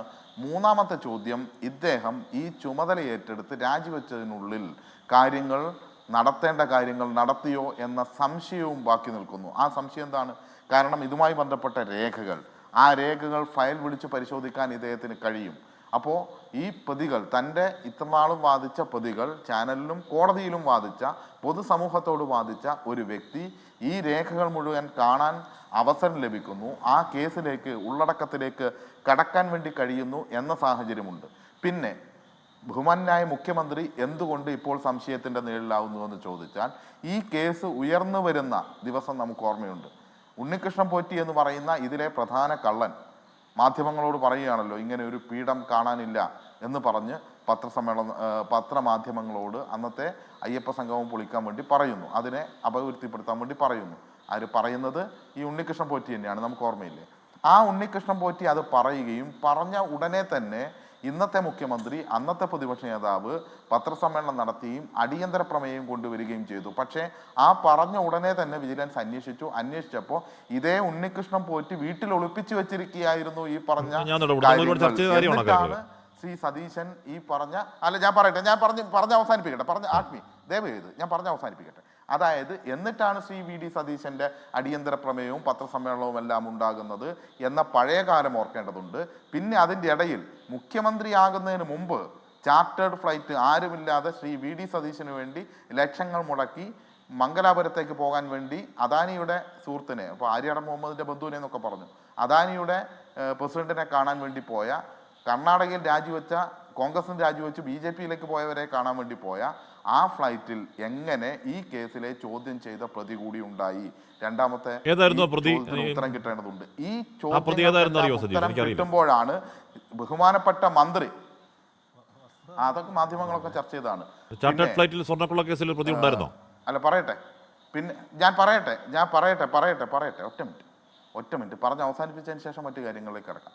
അതായത് എന്നിട്ട് ഏറ്റവും ഒടുവിൽ ഈ മന്ത്രിയായിട്ടുള്ള ശ്രീ കെ മുരളീധരൻ ഞാനൊന്നും അറിഞ്ഞില്ല എന്ന് പറയുന്നു, എല്ലാം മുഖ്യമന്ത്രിനെ ഏൽപ്പിച്ചതാണ് എന്ന് കൂടി പറഞ്ഞു വെക്കുമ്പോൾ ഇത് ആരാണ് ഈ നിയമനത്തിൻ്റെ പിന്നിൽ എന്ന ചോദ്യത്തിന് മറുപടി പറയേണ്ടതുണ്ട്. ആരാണ് ഈ പറഞ്ഞ ഈ കേസ് അട്ടിമറിക്കാൻ വേണ്ടി ആരാണ് പ്രവർത്തിച്ചത്? ഞങ്ങളിൽപ്പെട്ട ആളല്ല എന്ന് പറഞ്ഞൊഴിയാനാണോ കോൺഗ്രസ് തയ്യാറാകുന്നത്? മുഖ്യമന്ത്രിയാണോ, വകുപ്പ് മന്ത്രിയാണോ, മറ്റാരെങ്കിലുമാണോ? ഏതായാലും മന്ത്രിസഭയെ അറിയാതെ ഇത്തരം ഒരു കാര്യം ചെയ്യാൻ വേണ്ടി കഴിയില്ല എന്ന ഒരു യാഥാർത്ഥ്യം കൂടി നിലനിൽക്കുന്നുണ്ട്. പരിവാരവുമായി ചേർന്ന് നിൽക്കുന്ന ആളുകളാണ് പലരും. എന്നാരോടുണ്ട് ഇവിടെ സർക്കാരിന് തുടക്കകാലമാണ്. ശരി, ഈ സമയം എടുക്കുന്നത് കേവലം തീരുമാനങ്ങൾ മാത്രമല്ല, ഈ പറയുന്ന UDF സർക്കാരിന് നയങ്ങൾക്ക് അടിത്തറയിടലാണ്. ഇവിടെ നിങ്ങൾ ബന്ധു നിയമനത്തിനെതിരെ പ്രസംഗിച്ചു, അധികാരത്തിലേക്ക് വന്നു, സണ്ണി ജോസഫിന്റെ അളിയൻ അവിടെ നല്ല ഒന്നാം തരം അധികാര കസേരയിലേക്ക് ഇരുന്നു, വിമർശനമുണ്ടായി, നിങ്ങൾ തിരുത്തി രാജിവെപ്പിച്ച് U-turn, നല്ല കാര്യം. രണ്ടാമത്തെ കാര്യം, ഈ പറയുന്ന കള്ളന്റെ കള്ളിയിൽ പെടുത്താവുന്ന പ്രതിപ്പട്ടികയിലുള്ള അല്ലെങ്കിൽ പ്രതിയായി നിൽക്കുന്ന ഒരാളുടെ വക്കാലത്തെടുത്ത ആളെ പിടിച്ച് പോലീസിന്റെ പണിയേൽപ്പിക്കുന്നു. ഇവിടെ അതൊരു വിമർശനം ഉണ്ടാകുന്നു. U-turn. ഇവിടെ PMC പദ്ധതി, ഇത് സംഘപരിവാറിന്റെ പ്രൊജക്റ്റാണ്, ഗോൾവാൾക്കർ ഫാഷിസം, ഈ പറയുന്ന മോഡി പിണറായി ഡീൽ എന്നൊക്കെ പറഞ്ഞ അധികാരത്തിൽ വന്ന നിങ്ങൾ ഇപ്പോൾ PMCയെ പറ്റി ചോദിച്ചാൽ KM ഷാജി പറയുന്നത് മുഖ്യമന്ത്രി ഒപ്പിട്ടതാണ്, മുഖ്യമന്ത്രി മാറുമ്പോൾ ഒപ്പ് മാറില്ല എന്ന നിലവാരമില്ലാത്ത മറുപടി KM ഷാജി പറയുന്നു. യഥാർത്ഥത്തിൽ നിങ്ങളുടെ ആദ്യ മാസങ്ങൾ കാണുന്നത് നിലപാടില്ലായ്മയുടെ ഒരു കയമാണ് CVR അനൂപ്. അല്ല, ഹാഷ്മിക്ക് വേണമെങ്കിൽ അങ്ങനെ വ്യാഖ്യാനിക്കാം, പക്ഷെ അതല്ല. അതിന് മുൻപ് എൻ്റെ വ്യാഖ്യാനം എന്തുകൊണ്ട് തെറ്റെന്നങ്ങ് പറയൂ. മറുപടി പറഞ്ഞ് പോകേണ്ടി വരും. അല്ല, ഞാനതിലേക്ക് വരാം ഹാഷ്മി. അതിനു മുമ്പ് എന്നെ കൂടി കോട്ട് ചെയ്തുകൊണ്ട് ഞാൻ എൻ്റെ നിലപാടുകളെ കൂടി പറഞ്ഞുകൊണ്ട് അദ്ദേഹം പറഞ്ഞതിന് എനിക്ക് മറുപടി പറയണ്ടേ? അത് പറഞ്ഞിട്ട് ഞാൻ ഹാഷ്മിയിലേക്ക് വരാം. ഇവിടെ സജീഷ് ഉൾപ്പെടെയുള്ളവർ മനസ്സിലാക്കേണ്ട ഒരു കാര്യം, അങ്ങയുടെ പ്രസ്ഥാനമല്ല ഞങ്ങളുടേത്, CPM അല്ല ഞങ്ങൾ, പിണറായി വിജയൻ അല്ല VD സതീശൻ. ഞങ്ങളുടെ നേതാക്കന്മാരാരും വിമർശനത്തിന് അതീതരല്ല എന്ന് വിശ്വസിക്കുന്നതുകൊണ്ട് അവർ വിമർശനത്തെ ബഹുമാനത്തോടു കൂടി കാണുമെന്നുള്ള ആത്മവിശ്വാസം ഉള്ളത് കൊണ്ട് തന്നെയാണ് പറയുന്നത്. VD സതീശൻ എന്താ പറയുന്നത്? അദ്ദേഹം ഒരു നെഹ്റുവിയൻ ആശയധാരയിൽ വിശ്വസിക്കുന്ന ആളാണെന്ന് ആവർത്തിച്ച് പറയുമ്പോൾ എൻ്റെ അർത്ഥം എന്താ? നെഹ്റു ശങ്കറിനോട് പറഞ്ഞുള്ള ഡോണ്ട് സ്പെയർ മീ എന്നാ, എന്നെ വിമർശനത്തിൽ ഒഴിവാക്കരുതെന്നാ. അതുപോലെ വിമർശനത്തെ വ്യക്തിനിഷ്ഠമായി കണ്ട് അങ്ങനെ അതിനെ വൈരുനിര്യാതന ബുദ്ധിയോടുകൂടി നോക്കിക്കാണുന്ന ആളുകളല്ല ഞങ്ങളുടെ നേതാക്കന്മാരാരും. ഞങ്ങളെ ഗവൺമെൻറ് മുന്നോട്ട് വയ്ക്കുന്ന മെസ്സേജ് തന്നെ അതാണ്. നിങ്ങൾക്ക് ഞങ്ങളെ വിമർശിക്കാം, ഓഡിറ്റ് ചെയ്യാം, ഞങ്ങളെക്കുറിച്ചുള്ള തിരുത്തുകൾ നിർദ്ദേശിക്കാം, അത്തരം കാര്യങ്ങൾ ഞങ്ങൾ പരിശോധിച്ച് നടപടി എടുത്തുകൊണ്ട് പോകും. അതുകൊണ്ടാണ് ഞങ്ങൾ ഉൾപ്പെടെയുള്ള ആളുകൾ കോൺഗ്രസ് തരുന്ന സ്വാതന്ത്ര്യ സ്പേസ് ഉപയോഗപ്പെടുത്തി തന്നെയാണ് പറയുന്നത്. SK സജീഷ് ഇത് ആലോചിക്കാൻ പറ്റുമോ? പിണറായി വിജയനെ പോലെ ഒരാൾക്കെതിരെ എന്തെങ്കിലും പറഞ്ഞ് ചാനൽ ചർച്ചയിൽ CPM-നെ പ്രതിനിധീകരിച്ചുകൊണ്ട് സംസാരിക്കാൻ പറ്റുമോ? പറ്റില്ലെന്നേ. അത് രണ്ട് തരത്തിലുള്ള പ്രസ്ഥാനങ്ങളും അതിൻ്റെ ഒരു ജനാധിപത്യമാണെന്നേ. അതിനങ്ങനെ തന്നെ മനസ്സിലാക്കണം. അത് പറഞ്ഞ കാര്യങ്ങൾ അത് മനസ്സിലാക്കി അതെന്തോ ഒരു വലിയ കുറ്റമാണെന്നോ ഞങ്ങളുടെ എന്തോ കുഴപ്പമാണെന്നോ അങ്ങ് വ്യാഖ്യാനിക്കേണ്ടതില്ല. അങ്ങയുടെ പ്രസ്ഥാനത്തിന് സാധ്യമല്ല, ഞങ്ങൾക്കത് സാധ്യമാണ്. അത് രണ്ട് തരത്തിലുള്ള ഒരു പ്രവർത്തന ശൈലിയാണ്, രണ്ട് തരത്തിലുള്ള വിചാരധാരകളാണ്, രണ്ട് തരത്തിലുള്ള ജനാധിപത്യ സങ്കല്പങ്ങളാണെന്നേ. അപ്പോൾ അത് അങ്ങനെയാണ്. അപ്പോൾ അത് അങ്ങനെ എന്തോ വലിയ കുറ്റവും കുറവായിട്ട് കാണണ്ട, അത് VD സതീശൻ്റെ ഒരു എന്തെങ്കിലും കുറവായിട്ട് കാണണ്ട. അത് ഞങ്ങളുടെ നേതാക്കന്മാരുടെ വിശാലമായ കോൺഗ്രസിന്റെ ജനാധിപത്യ പരിസരത്തെ പറ്റിയൊന്നും പറയാനുള്ള പ്രസക്തി ഇവിടെ ഇല്ല. ഇവിടെ എന്താണ് പ്രശ്നം? ഇവിടെ പ്രശ്നം അങ്ങേയറ്റം ഉണ്ടാവരുതാത്ത ഒരു തീരുമാനമുണ്ടായി. എന്താണ് തീരുമാനം? കോടതിയിൽ ഒരുപക്ഷെ കേസ് അട്ടിമറിക്കപ്പെട്ടു പോയേക്കാവുന്ന, വിശ്വാസ ഹൃദയങ്ങൾ വീണ്ടും ആശങ്കയുടെ തീ കോരിയിടുന്ന ഒരു തെറ്റായ തീരുമാനം അവിടെ ഉണ്ടായി. ആ തീരുമാനം എങ്ങനെ വന്നു എന്ന് കേരളം ചോദിക്കുന്ന ചോദ്യമാണ്. അതിന് ജനാധിപത്യത്തിന്റെ കോൺഗ്രസിന്റെ വിശാല തുറവുകളെ പറ്റി മറുപടി തന്നെ പറ്റുമോ? അല്ല, ഞാൻ അതിലേക്ക് വരാം, അങ്ങ് പറഞ്ഞതിലേക്ക് വരാം. ഈ അഭിഭാഷകരെ സംബന്ധിച്ച് എപ്പോൾ ഉണ്ടാകുന്ന ഒരു പ്രൊഫഷണലായിട്ട് ഒരു പ്രതിസന്ധി ഉണ്ടല്ലോ, ഇപ്പോൾ കോൺഗ്രസിൻ്റെ തന്നെ അഭിഭാഷകർ ഇവിടെ ലാവ്ലിൻ കേസിൽ പിണറായി വിജയനെ കോൺഗ്രസ് രാഷ്ട്രീയമായി അങ്ങേയറ്റം എതിർക്കുന്ന ഘട്ടത്തിൽ കോൺഗ്രസ്സുകാരായ അഭിഭാഷകർ അദ്ദേഹത്തിന് വേണ്ടി ഹാജരായിട്ടില്ലേ?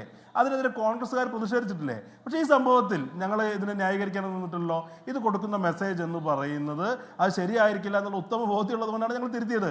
പക്ഷേ ഇത് മുൻപ് ഉണ്ടായിട്ടുണ്ട്. ഇപ്പോൾ PS ശ്രീധരൻപിള്ള എത്ര കേസുകളിൽ CPM-ഉം BJP-യും തമ്മിൽ സംഘർഷം നിൽക്കുന്ന സമയത്ത് CPM-കാരായ ആളുകൾക്ക് വേണ്ടി ഹാജരായിട്ടുണ്ട്.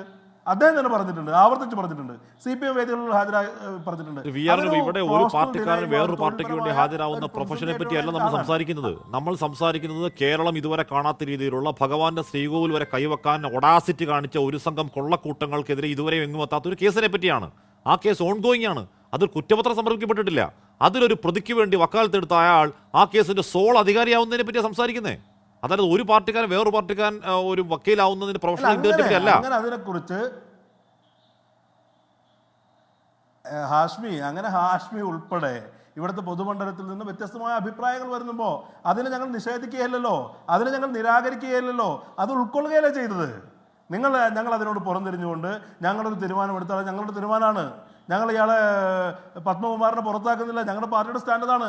ഞങ്ങൾ ജനങ്ങളെ പുച്ഛിക്കുന്നില്ലെന്നേ, ജനങ്ങൾക്ക് പുറംതിരിഞ്ഞ് നിൽക്കുന്നില്ല. ഞങ്ങൾ ഈ കാര്യങ്ങളിൽ ഇത്തരം ആശങ്കകൾ, അതിൻ്റെ എത്തിക്കലായ ധാർമ്മികമായ പ്രശ്നങ്ങൾ, അതിനെക്കുറിച്ചൊക്കെ ഇത്തരം കാര്യങ്ങൾ ഉയർന്നു വരുമ്പോൾ അത് അഡ്രസ് ചെയ്യപ്പെടേണ്ട, അഭിമുഖീകരിക്കേണ്ട ഒരു കാര്യമാണെന്നുള്ള തിരിച്ചറിവോടുകൂടി അത് കേൾക്കാൻ ചെയ്തു എന്നതെങ്കിലും അതെങ്ങനെയാണ് ഒരു തെറ്റായ അങ്ങേയറ്റം ഇപ്പൊ ബന്ധു നിയമനം അങ്ങേയറ്റം തെറ്റായ തീരുമാനമാണ്. നിങ്ങൾക്ക് നന്നായി അറിയാം, അത് പ്രശ്നമാവും, നിങ്ങൾക്ക് നന്നായി അറിയാം. എന്നിട്ട് വളിയനെ പിടിച്ച് ഓഫീസിൽ ഇരുന്നു. എന്നിട്ട് എന്താണ് കോൺഗ്രസിന്റെ പ്രധാനപ്പെട്ട ആളായിരുന്നു, ന്യായം പറയുന്നു. അതിനുശേഷം എന്താണ് വിമർശനം ഉണ്ടായി, പാർട്ടിക്കകത്ത് എതിർപ്പുണ്ടായപ്പോൾ പുറത്തേക്ക് പോകുന്നു. ഇത് തെറ്റാ അറിയാഞ്ഞിട്ടാണോ? ഇതൊരു വിവാദമാകുമെന്ന് അറിയാഞ്ഞിട്ടാണോ ഈ നിയമനം? അല്ല, ഇതെല്ലാം ഉണ്ടാകുമെന്ന് അറിയുന്നു, പിടിച്ചു വെക്കുന്നു, പ്രശ്നം ഉണ്ടാകും, പിടിച്ച് പുറത്തേക്ക് ഇടുന്നു. മകളെ അതെന്തൊരു തിരുത്താണ്? അതെന്തൊരു ജനാധിപത്യത്തിന് തുറവാണ്? പിടിച്ച് പുറത്തിടുന്നത് പ്രധാനമാണ് ഹാഷ്മി. അല്ല, ജനാധിപത്യത്തിൽ മരുമകളെ വീട്ടിലെ പാചകക്കാരിയെ വെച്ചിട്ട് വിമർശനം ഉണ്ടായിട്ട് പുറത്താക്കാത്ത കീഴ്വഴക്കം ഇവിടെ ഉണ്ടല്ലോ. ഞങ്ങൾ അത്ര വിമർശനങ്ങൾ ഇരുന്നപ്പോൾ അതിനെ സ്വീകരിക്കാൻ തയ്യാറായെന്ന് അങ്ങ് പോസിറ്റീവായിട്ട് കാണണ്ടേ? ശ്രീ ശ്യാമരാജ്, ഇവിടെ നമ്മൾ ശരിയാണ്, ഔചിത്യ പ്രശ്നമുണ്ട്, അത് വിശ്വാസികളെ നിരാശത്തിലാക്കുന്നതാണ് എന്നൊക്കെ പറയുമ്പോഴും ഈ സ്പെഷ്യൽ പ്ലീഡർ എന്നുള്ള പദവി നേർക്കുന്നൊരു സർക്കാർ പദവിയല്ല, അതിന് കൊടുക്കുന്ന ഓണററിയുമാണ്. അതുകൊണ്ടാണ് ഈ വിരമിക്കൽ പ്രായം അതിന് ബാധകമാവാത്തത്. രണ്ട്, ഈ കേസിൽ ഈ സ്പെഷ്യൽ പ്ലീഡർ പോയി ഹാജരാവാൻ പോകുന്നതേയില്ല. അതിന് ഹാജരാവാൻ പോകുന്നത് സ്റ്റാൻഡിംഗ് കൗൺസിലാണ്, ദേവസ്വത്തിൻ്റെ സ്റ്റാൻഡിംഗ് കൗൺസിലാണ് പോയി ഹാജരാവാൻ പോകുന്നത്. അതുകൊണ്ട് ഈ കേസിൽ ഈ പ്രതിയുടെ എന്ന് പറഞ്ഞാൽ ഇപ്പോൾ അഡ്വക്കേറ്റ് ശാസ്തമംഗലം അജിത്ത് CBIയുടെ അഭിഭാഷകനായിരുന്നു, 5 വർഷം കഴിയുന്നു. അദ്ദേഹം CBIക്കെതിരെ പ്രതികൾക്ക് വേണ്ടി പോയിട്ടുണ്ട് അവിടെ. അപ്പോൾ അങ്ങനെ വക്കീൽമാർക്ക് അങ്ങനെ ചില പ്രിവിലേജുകളുണ്ടല്ലോ. അപ്പോൾ ഇദ്ദേഹം ഈ പറയുന്ന രാഷ്ട്രീയ കാരണങ്ങൾ നമ്മൾ വളരെ സജീവമായി ചർച്ച ചെയ്ത് നിൽക്കുന്ന കാരണം തെറ്റായ തീരുമാനമാണ് എന്ന് പറയുമ്പോഴും ഒരു മിടുക്കനായ വക്കീൽ എന്നുള്ള നിലയ്ക്ക് അങ്ങനെ ഒരു വശം കൂടി ഉണ്ടോ ശ്രീ ശ്യാമരാജ്?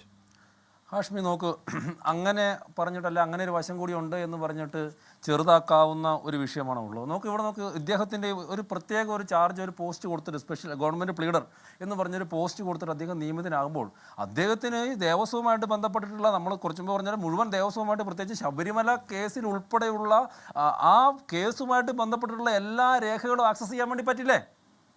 അത് അദ്ദേഹത്തിന് ഒളിച്ചു വെച്ചിട്ടൊന്നും വരില്ലോ. ഇദ്ദേഹം വന്നിട്ട് KB പ്രദീപ് വന്നിട്ട് ശബരിമലയിലെ സ്വർണ്ണക്കൊള്ളയുമായിട്ട് ബന്ധപ്പെട്ട ഫയൽ മൊത്തം കാണേണ്ട, ഒളിച്ചു വെച്ചൊന്നും പറഞ്ഞ് മാറ്റി വയ്ക്കാനൊന്നും പോകുന്നില്ലല്ലോ. അതിലോട്ട് മുഴുവൻ അദ്ദേഹത്തിന് ആക്സസ് ഉണ്ടെന്ന് പറയുമ്പോൾ അതിനകത്ത് എന്താണ് നടന്നിട്ടുള്ളത് എന്നും അതിനകത്ത് എന്താണ് എഴുതി വെച്ചിട്ടുള്ളത് എന്നും ഈ പറയുന്ന പങ്കജ് ഭണ്ഡാരിയുടെ വക്കീൽ, നിലവിലെ കേസ് നടന്നുകൊണ്ടിരിക്കുകയല്ലേ, നിലവിലെ വിചാരണ നടക്കാൻ വേണ്ടി പോകുന്നതേ ഉള്ളൂ. അതായത് നിലവിൽ നടന്നുകൊണ്ടിരിക്കുന്ന ഒരു കേസിൽ പ്രതിയുടെ വക്കീലായിട്ടുള്ള ഇദ്ദേഹത്തിന് വാദിഭാഗത്തിൻ്റെ ഡീറ്റെയിൽസ് മൊത്തം കിട്ടുക എന്നത് ചെറിയ കാര്യമാണോ? ഇത് അദ്ദേഹം വാദിക്കുന്നുണ്ടോ ഇല്ലയോ എന്നുള്ളത് രണ്ടാമത്തെ സാങ്കേതികമായിട്ടുള്ള ഒരു പ്രശ്നം മാത്രമാണ്. ഇദ്ദേഹം നേരിട്ടോ അല്ലാതെ വാദിക്കാതിരിക്കട്ടെ, ഇവിടെ വാദിക്കുന്നുണ്ടോ എന്നുള്ളതല്ല പ്രശ്നം. ആ കേസിൻ്റെ ഡീറ്റെയിൽസ്, നിലവിലെ ശബരിമലയിൽ ഏകദേശം 4.5 കിലോയോളം വരുന്ന സ്വർണം കളവ് പോയതിൻ്റെ, അത് ഉരുക്കിയെടുത്ത് വിറ്റു എന്ന് പറയപ്പെടുന്നതിൻ്റെ, ഇന്ന് നമുക്ക് കാണാമറയത്തായിട്ടുള്ള ഒന്നും കേരളത്തിലെ ഭക്തജനങ്ങൾക്ക് മനസ്സിലാവാത്തതിൻ്റെ, ഈ കേസ് നിരവധിയായിട്ടുള്ള മുഴുവൻ പ്രതികളും ജാമ്യത്തിൽ ഇറങ്ങി എന്നിരിക്കെ അതിൻ്റെ ഡീറ്റെയിൽസ് പ്രതികൾക്ക് കിട്ടാൻ പോവാന്ന്. അത് കിട്ടില്ല എന്ന് നമുക്ക് ഉറപ്പുണ്ടോ? ഇദ്ദേഹം അത്ര വലിയ മാന്യമാണ് എനിക്ക് തോന്നുന്നില്ല. ഈ ഒരു വക്കീൽ എന്ന് പറയുന്ന ആള് അതേ പങ്കജ് ഭണ്ഡാരിനെ ന്യായീകരിച്ച ആളല്ലേ? ഈ വിഷയങ്ങളൊന്നും ഒന്നും ഉണ്ടാകുന്നത് നമ്മൾ ഈ വക്കീൽ എന്ന് പറയുമ്പോൾ ആ സമയത്ത് അദ്ദേഹം പങ്കജ് ഭണ്ഡാരിയുടെയും സ്മാർട്ട് ക്രിയേഷന്റെ വക്കീലാണ്. സ്വാഭാവികമായും സ്മാർട്ട് ക്രിയേഷനെ പങ്കജ് ഭണ്ഡാരിയെയും പറഞ്ഞോട്ടെ, സ്വാഭാവികമായും പങ്കജ് ഭണ്ഡാരിയെയും സ്മാർട്ട് ക്രിയേഷനെയും ഡിഫെൻഡ് ചെയ്യാൻ ആ വക്കീൽ ബാധ്യസ്ഥനാണ്. അതെ.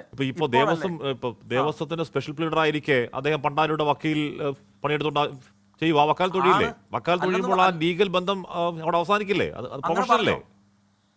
അല്ല, എങ്കിലും അവർ തമ്മിലുള്ള എനിക്ക് അതിനകത്ത് ടെക്നിക്കൽ ആയിട്ടുള്ള എനിക്കൊരു ക്ലാരിറ്റി വേണം. പക്ഷേ എങ്കിലും അവർ തമ്മിലുള്ള ബന്ധം അവിടെ അവസാനിക്കുമോ? അതായത് നോക്കൂ, മിനിയാന്ന് വരെ കക്ഷി വക്കീൽ ബന്ധമാണെങ്കിൽ അവസാനിക്കും. ആയിക്കോട്ടെ, മിനിയാന്ന് വരെ ഈ പറയുന്ന കെ ബി പ്രദീപൻ ആരുടെ വക്കീലാ? ഈ പങ്കജ് ഭണ്ഡാരിയുടെ വക്കീലാണ്. ഇന്ന് ആരുടെ വക്കീലാ? ദേവസ്വത്തിന്റെ വക്കീലാ. ഇന്നലെ ആരാ? ദേവസ്വത്തിന്റെ വക്കീലാ. ഒറ്റ ദിവസത്തെ വ്യത്യാസത്തിനാണ്. ആ ഒറ്റ ദിവസം കൊണ്ട് ഒന്നും സംഭവിക്കില്ല. അല്ലെങ്കിൽ ഇദ്ദേഹം ആകെ മാനസാന്തരപ്പെട്ടിട്ട് സ്വർണ്ണക്കൊള്ളക്കാരെ മൊത്തം ജയിലിലടയ്ക്കാൻ വേണ്ടി അദ്ദേഹം വാദിക്കും എന്ന് നമ്മൾ വിശ്വസിക്കണം ഹാഷ്മി. ഒറ്റ ദിവസത്തിന്റെ വ്യത്യാസം മാത്രമേ ഉള്ളൂ. അവർ തമ്മിലുള്ള ബന്ധത്തോടെ വിച്ഛേദിക്കപ്പെടുന്നുണ്ടോ? ഒരുപക്ഷെ ഹാജരാകാൻ വേണ്ടി പറ്റില്ലായിരിക്കും. പക്ഷേ സാങ്കേതികമായിട്ട് നിങ്ങൾ നോക്കുക, ആ കേസ് അവസാനിച്ചിട്ടുണ്ടോ? ഇല്ല, വിചാരണ തുടങ്ങാൻ വേണ്ടിയിട്ട് പോകുന്നേ ഉള്ളൂ.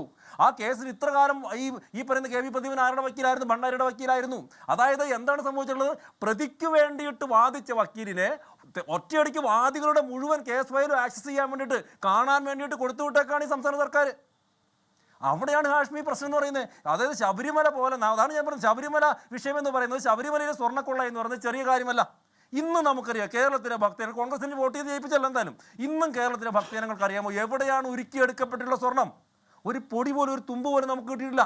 അവിടെ യഥാർത്ഥത്തിൽ ഒരു കാര്യം കൂടി ഞാൻ പറയാതിരിക്കാൻ പറ്റില്ല ഹാഷ്മി, ഇവിടെയാണ് യഥാർത്ഥത്തിൽ കേരളത്തിലെ ഇന്ത്യ സഖ്യം രൂപപ്പെടുന്നത്. ഇവിടെയാണ്. ഇവിടെ CPM-ന് വലിയ പരാതിയാണല്ലോ, കോൺഗ്രസ് പാർട്ടി അവരെ അംഗീകരിക്കുന്നില്ല, ആദരിക്കുന്നില്ല, അവരെ പറ്റിയിട്ട് കള്ളം പറയുന്നു എന്നൊക്കെ പറഞ്ഞിട്ട്. പക്ഷേ ഈ ഒരു കാര്യത്തിൽ, ഈ ശബരിമലയിലെ സ്വർണ്ണക്കൊള്ളയുടെ കാര്യത്തിൽ ഈ ഇന്ത്യ മുന്നണി ഇവിടെ കേരളത്തിൽ യാഥാർത്ഥ്യത്തിൽ പ്രാവർത്തികമാക്കുകയാണെന്നേ. ഒന്ന് CPM ഭരിക്കുന്ന അല്ലെങ്കിൽ LDF ഭരിക്കുന്ന കാലത്ത് ആ സമയത്ത് മുഴുവൻ പ്രതികൾക്കും ജാമ്യം കിട്ടുന്ന രീതിയിലേക്ക് ഇവരെല്ലാ കാര്യങ്ങളും ചെയ്തു വെച്ചു. രണ്ടാമത് എന്താ നോക്കുന്നത്? ആ കേസിന്റെ ഫയൽ ആക്സസ് ചെയ്യാൻ വേണ്ടിയിട്ട് പ്രതികളുടെ തന്നെ വക്കീലിനെ കൊണ്ടുപോയിട്ട് സ്പെഷ്യൽ ഗവൺമെന്റ് പ്ലീഡർ എന്ന് പറഞ്ഞുകൊണ്ട് കൊണ്ടുവച്ചു. ഇതാണ് ചെയ്യാൻ വേണ്ടി പോകുന്നത്. ഇനി ഈ കേസിൽ നമ്മൾ എന്താ വിശ്വസിക്കേണ്ടത്? അവിടെയല്ലേ ഹാഷ്മി എൻ്റെ അടുത്ത ചോദ്യം. എന്താ CBI അന്വേഷണം എന്നുള്ള ഇവരുടെ ഭാഗത്ത് നിന്ന് കോൺഗ്രസ് പുറകോട്ട് പോയത്? എന്താ? ഇതെല്ലാം ചോദ്യങ്ങളാണ്. ഇതൊക്കെ അതാണ് ചോദിക്കുന്നത്. ഉറപ്പായും ഒരു പൊളിറ്റിക്കൽ മാർജിൻ ഉണ്ട്. പക്ഷേ അതൊക്കെ ചോദ്യമാണ്. രാഷ്ട്രീയ മാർജിൻ ഉണ്ടെങ്കിലും താങ്കൾ പറഞ്ഞതും സജീഷ് പറഞ്ഞതും എന്ന് പറഞ്ഞാൽ ഈ സമയം കൊണ്ട് ആക്സസ് ചെയ്ത് ഫയല് ഇദ്ദേഹത്തിന് കിട്ടിയിട്ടില്ല എന്ന് എന്താ ഉറപ്പ്? കിട്ടിയിട്ടില്ല എന്ന് പറയാൻ പറ്റുമോ? പറയാൻ പറ്റില്ല. അതൊക്കെ ചോദ്യങ്ങൾ തന്നെയാണ്. ഒരു തർക്കമില്ല. അദ്ദേഹം ആരുടെ വക്കീലാണ്? അവിടെയാണ്, സാധാരണ ഒരാളല്ല. അവിടെയാണ് കാശ്മീർ എൻ്റെ, അതായത് നൈതികമായിട്ടും ആയിട്ടുമുള്ള ഒരു ചോദ്യം എന്ന് പറയുന്നതാണ്. പിന്നെ എന്തുകൊണ്ട് കോൺഗ്രസ് പാർട്ടിക്ക് ആയിരക്കണക്കിന് വക്കീലന്മാർ അവരുടെ കൂടെ ഉണ്ടായിട്ടും ഇദ്ദേഹത്തെ തന്നെ എന്തിനു സെലക്ട് ചെയ്തു? ഇപ്പോൾ കെ മുരളീധരൻ പറഞ്ഞെന്താണ്, അദ്ദേഹം ഒരു പ്രഗത്ഭനായിട്ടുള്ള ക്രിമിനൽ വക്കീലാണെന്നാണ്. കെ മുരളീധരൻ പറഞ്ഞ ന്യായം എന്താ? പ്രതിയുടെ ദൗർബല്യങ്ങൾ അറിയാവുന്ന വക്കീലാണല്ലോ. കെ മുരളീധരൻ ജെയിംസ് ബോണ്ടാ. അവിടെ പോയിട്ട് പ്രതിയുടെ ദൗർബല്യങ്ങൾ കണ്ടുപിടിക്കാൻ വേണ്ടിയിട്ട് സർക്കാർ പറഞ്ഞു വിട്ടിട്ട് അവിടുത്തെ രഹസ്യങ്ങളെല്ലാം ചോർത്ത് ഇവിടെ വന്നിട്ട് എല്ലാ പ്രതികളെയും പിടിച്ചിട്ട് അകത്തിട്ടോ മുഴുവൻ തെളിവും കിട്ടിയെന്ന് പറഞ്ഞിട്ട് അകത്തിടാൻ വേണ്ടിയിട്ട് പോവാണോ? അപ്പോൾ ഇതൊക്കെ ഇവർ എന്ത് വാദമാണ് ഇവർ ഉന്നയിക്കുന്നത്? ഇതൊക്കെ ഈ പറയുന്നതൊക്കെ ജനങ്ങളെ, നമ്മളെ കളിയാക്കുന്ന വാദങ്ങളല്ലേ? ഒരു തർക്കമൊക്കെ കരുതില്ല. അതൊക്കെ കളിയാക്കുന്ന വാദങ്ങൾ തന്നെയാണ്. മാത്രമല്ല ഇപ്പോൾ കെ മുരളീധരൻ, എൻ്റെ സമയം കഴിയണം, അതുകൊണ്ടാണ്. ഇപ്പോൾ കെ മുരളീധരൻ പറയുകയാണ്, ഇപ്പോൾ അയാൾ പ്രതിഭാഗത്ത് നിന്ന് വക്കീലാണോ, ആ പക്ഷത്ത് നിന്ന് വക്കീൽ ഈ പക്ഷത്തേക്ക് വരുമ്പോഴേക്കും ആ പക്ഷത്തിന്റെ എല്ലാ രഹസ്യങ്ങളും അറിയാമെന്നുള്ളതാണ്. ഈ പക്ഷത്തേക്ക് വന്നു എന്നത് കെ മുരളീധരൻ എന്താ ഉറപ്പ്? നിയമിക്കുമ്പോഴേക്കും ഈ പറഞ്ഞ കള്ളന്റെ കള്ളിയിൽ നിൽക്കുന്ന പ്രതിഭാഗത്ത് നിൽക്കുന്ന ആ പക്ഷത്ത് നിന്നും ഈ പറഞ്ഞ പോലീസിന്റെ കള്ളിയിലേക്ക് ഈ അഭിഭാഷകൻ വന്നു എന്ന് എന്താ ഉറപ്പ്? അത് തിരിച്ചാവാലോ, അതാ ചോദിക്കുന്നത്. അതെ, അത് തിരിച്ചാവാലോ.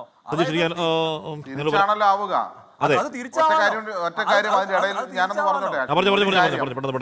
VD സതീശന്റെ ചാർട്ടർ ഫ്ലൈറ്റിൽ രജികുമാർ എന്ന് പറയുന്ന ഈ കേസിൽ ചോദ്യം ചെയ്ത ആൾ മാത്രം എങ്ങനെ വന്നു എന്ന ചോദ്യമൊക്കെ ഉയർന്നു വരേണ്ടതുണ്ട്. രജികുമാർ എന്ന് പറയുന്ന SIT ചോദ്യം ചെയ്ത ശബരിമല സ്വർണ്ണക്കൊള്ളയിലെ ചോദ്യം ചെയ്ത ആൾ എങ്ങനെ ചാർട്ടേഡ് ഫ്ലൈറ്റ് ലക്ഷക്കണക്കിന് രൂപ മുടക്കി അദാനിയുടെ പ്രസിഡന്റിനെ കാണാൻ വേണ്ടി പോയ ഫ്ലൈറ്റിൽ വേറെ ആരെയും കിട്ടിയില്ലേ? സതീശന് മറുപടി പറയേണ്ട വിഷയങ്ങളാണ്. BJP നേതാക്കന്മാരെ കാണാനൊന്നും പോയിട്ടില്ല അവിടെ സതീശൻ. അവിടെ അങ്ങനെ അതിന്റെ ഇടയ്ക്കൊരു ഇത് നിങ്ങൾ നടത്തണ്ട. നിങ്ങൾ രണ്ടും തമ്മിലുള്ള കൂട്ടുകച്ചവടത്തിനകത്ത് വെറുതെ BJP-നെ ചേർക്കണ്ട. സതീശൻ അവിടെ കാണാൻ വേണ്ടിയിട്ട് ബാംഗ്ലൂർ കാണാൻ വേണ്ടി ഒരു BJP നേതാവിനെ കാണാനൊന്നും പോയിട്ടില്ല. അത് നിങ്ങൾ തമ്മിലുള്ള കൂട്ടുകച്ചവടം.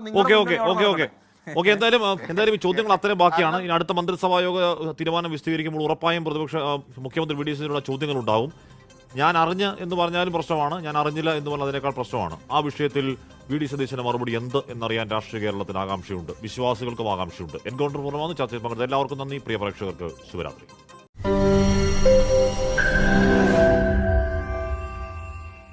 ലോകത്തെവിടെയായാലും ഏത് സമയത്തും 24 വാർത്തകളും ഓഗ്മെന്റഡ് റിയാലിറ്റി പാക്കേജുകളും എക്സ്പ്ലെയിനറുകളും വിശദമായി കാണാൻ ഞങ്ങളുടെ യൂട്യൂബ് ചാനൽ നിങ്ങൾക്ക് സബ്സ്ക്രൈബ് ചെയ്യാം.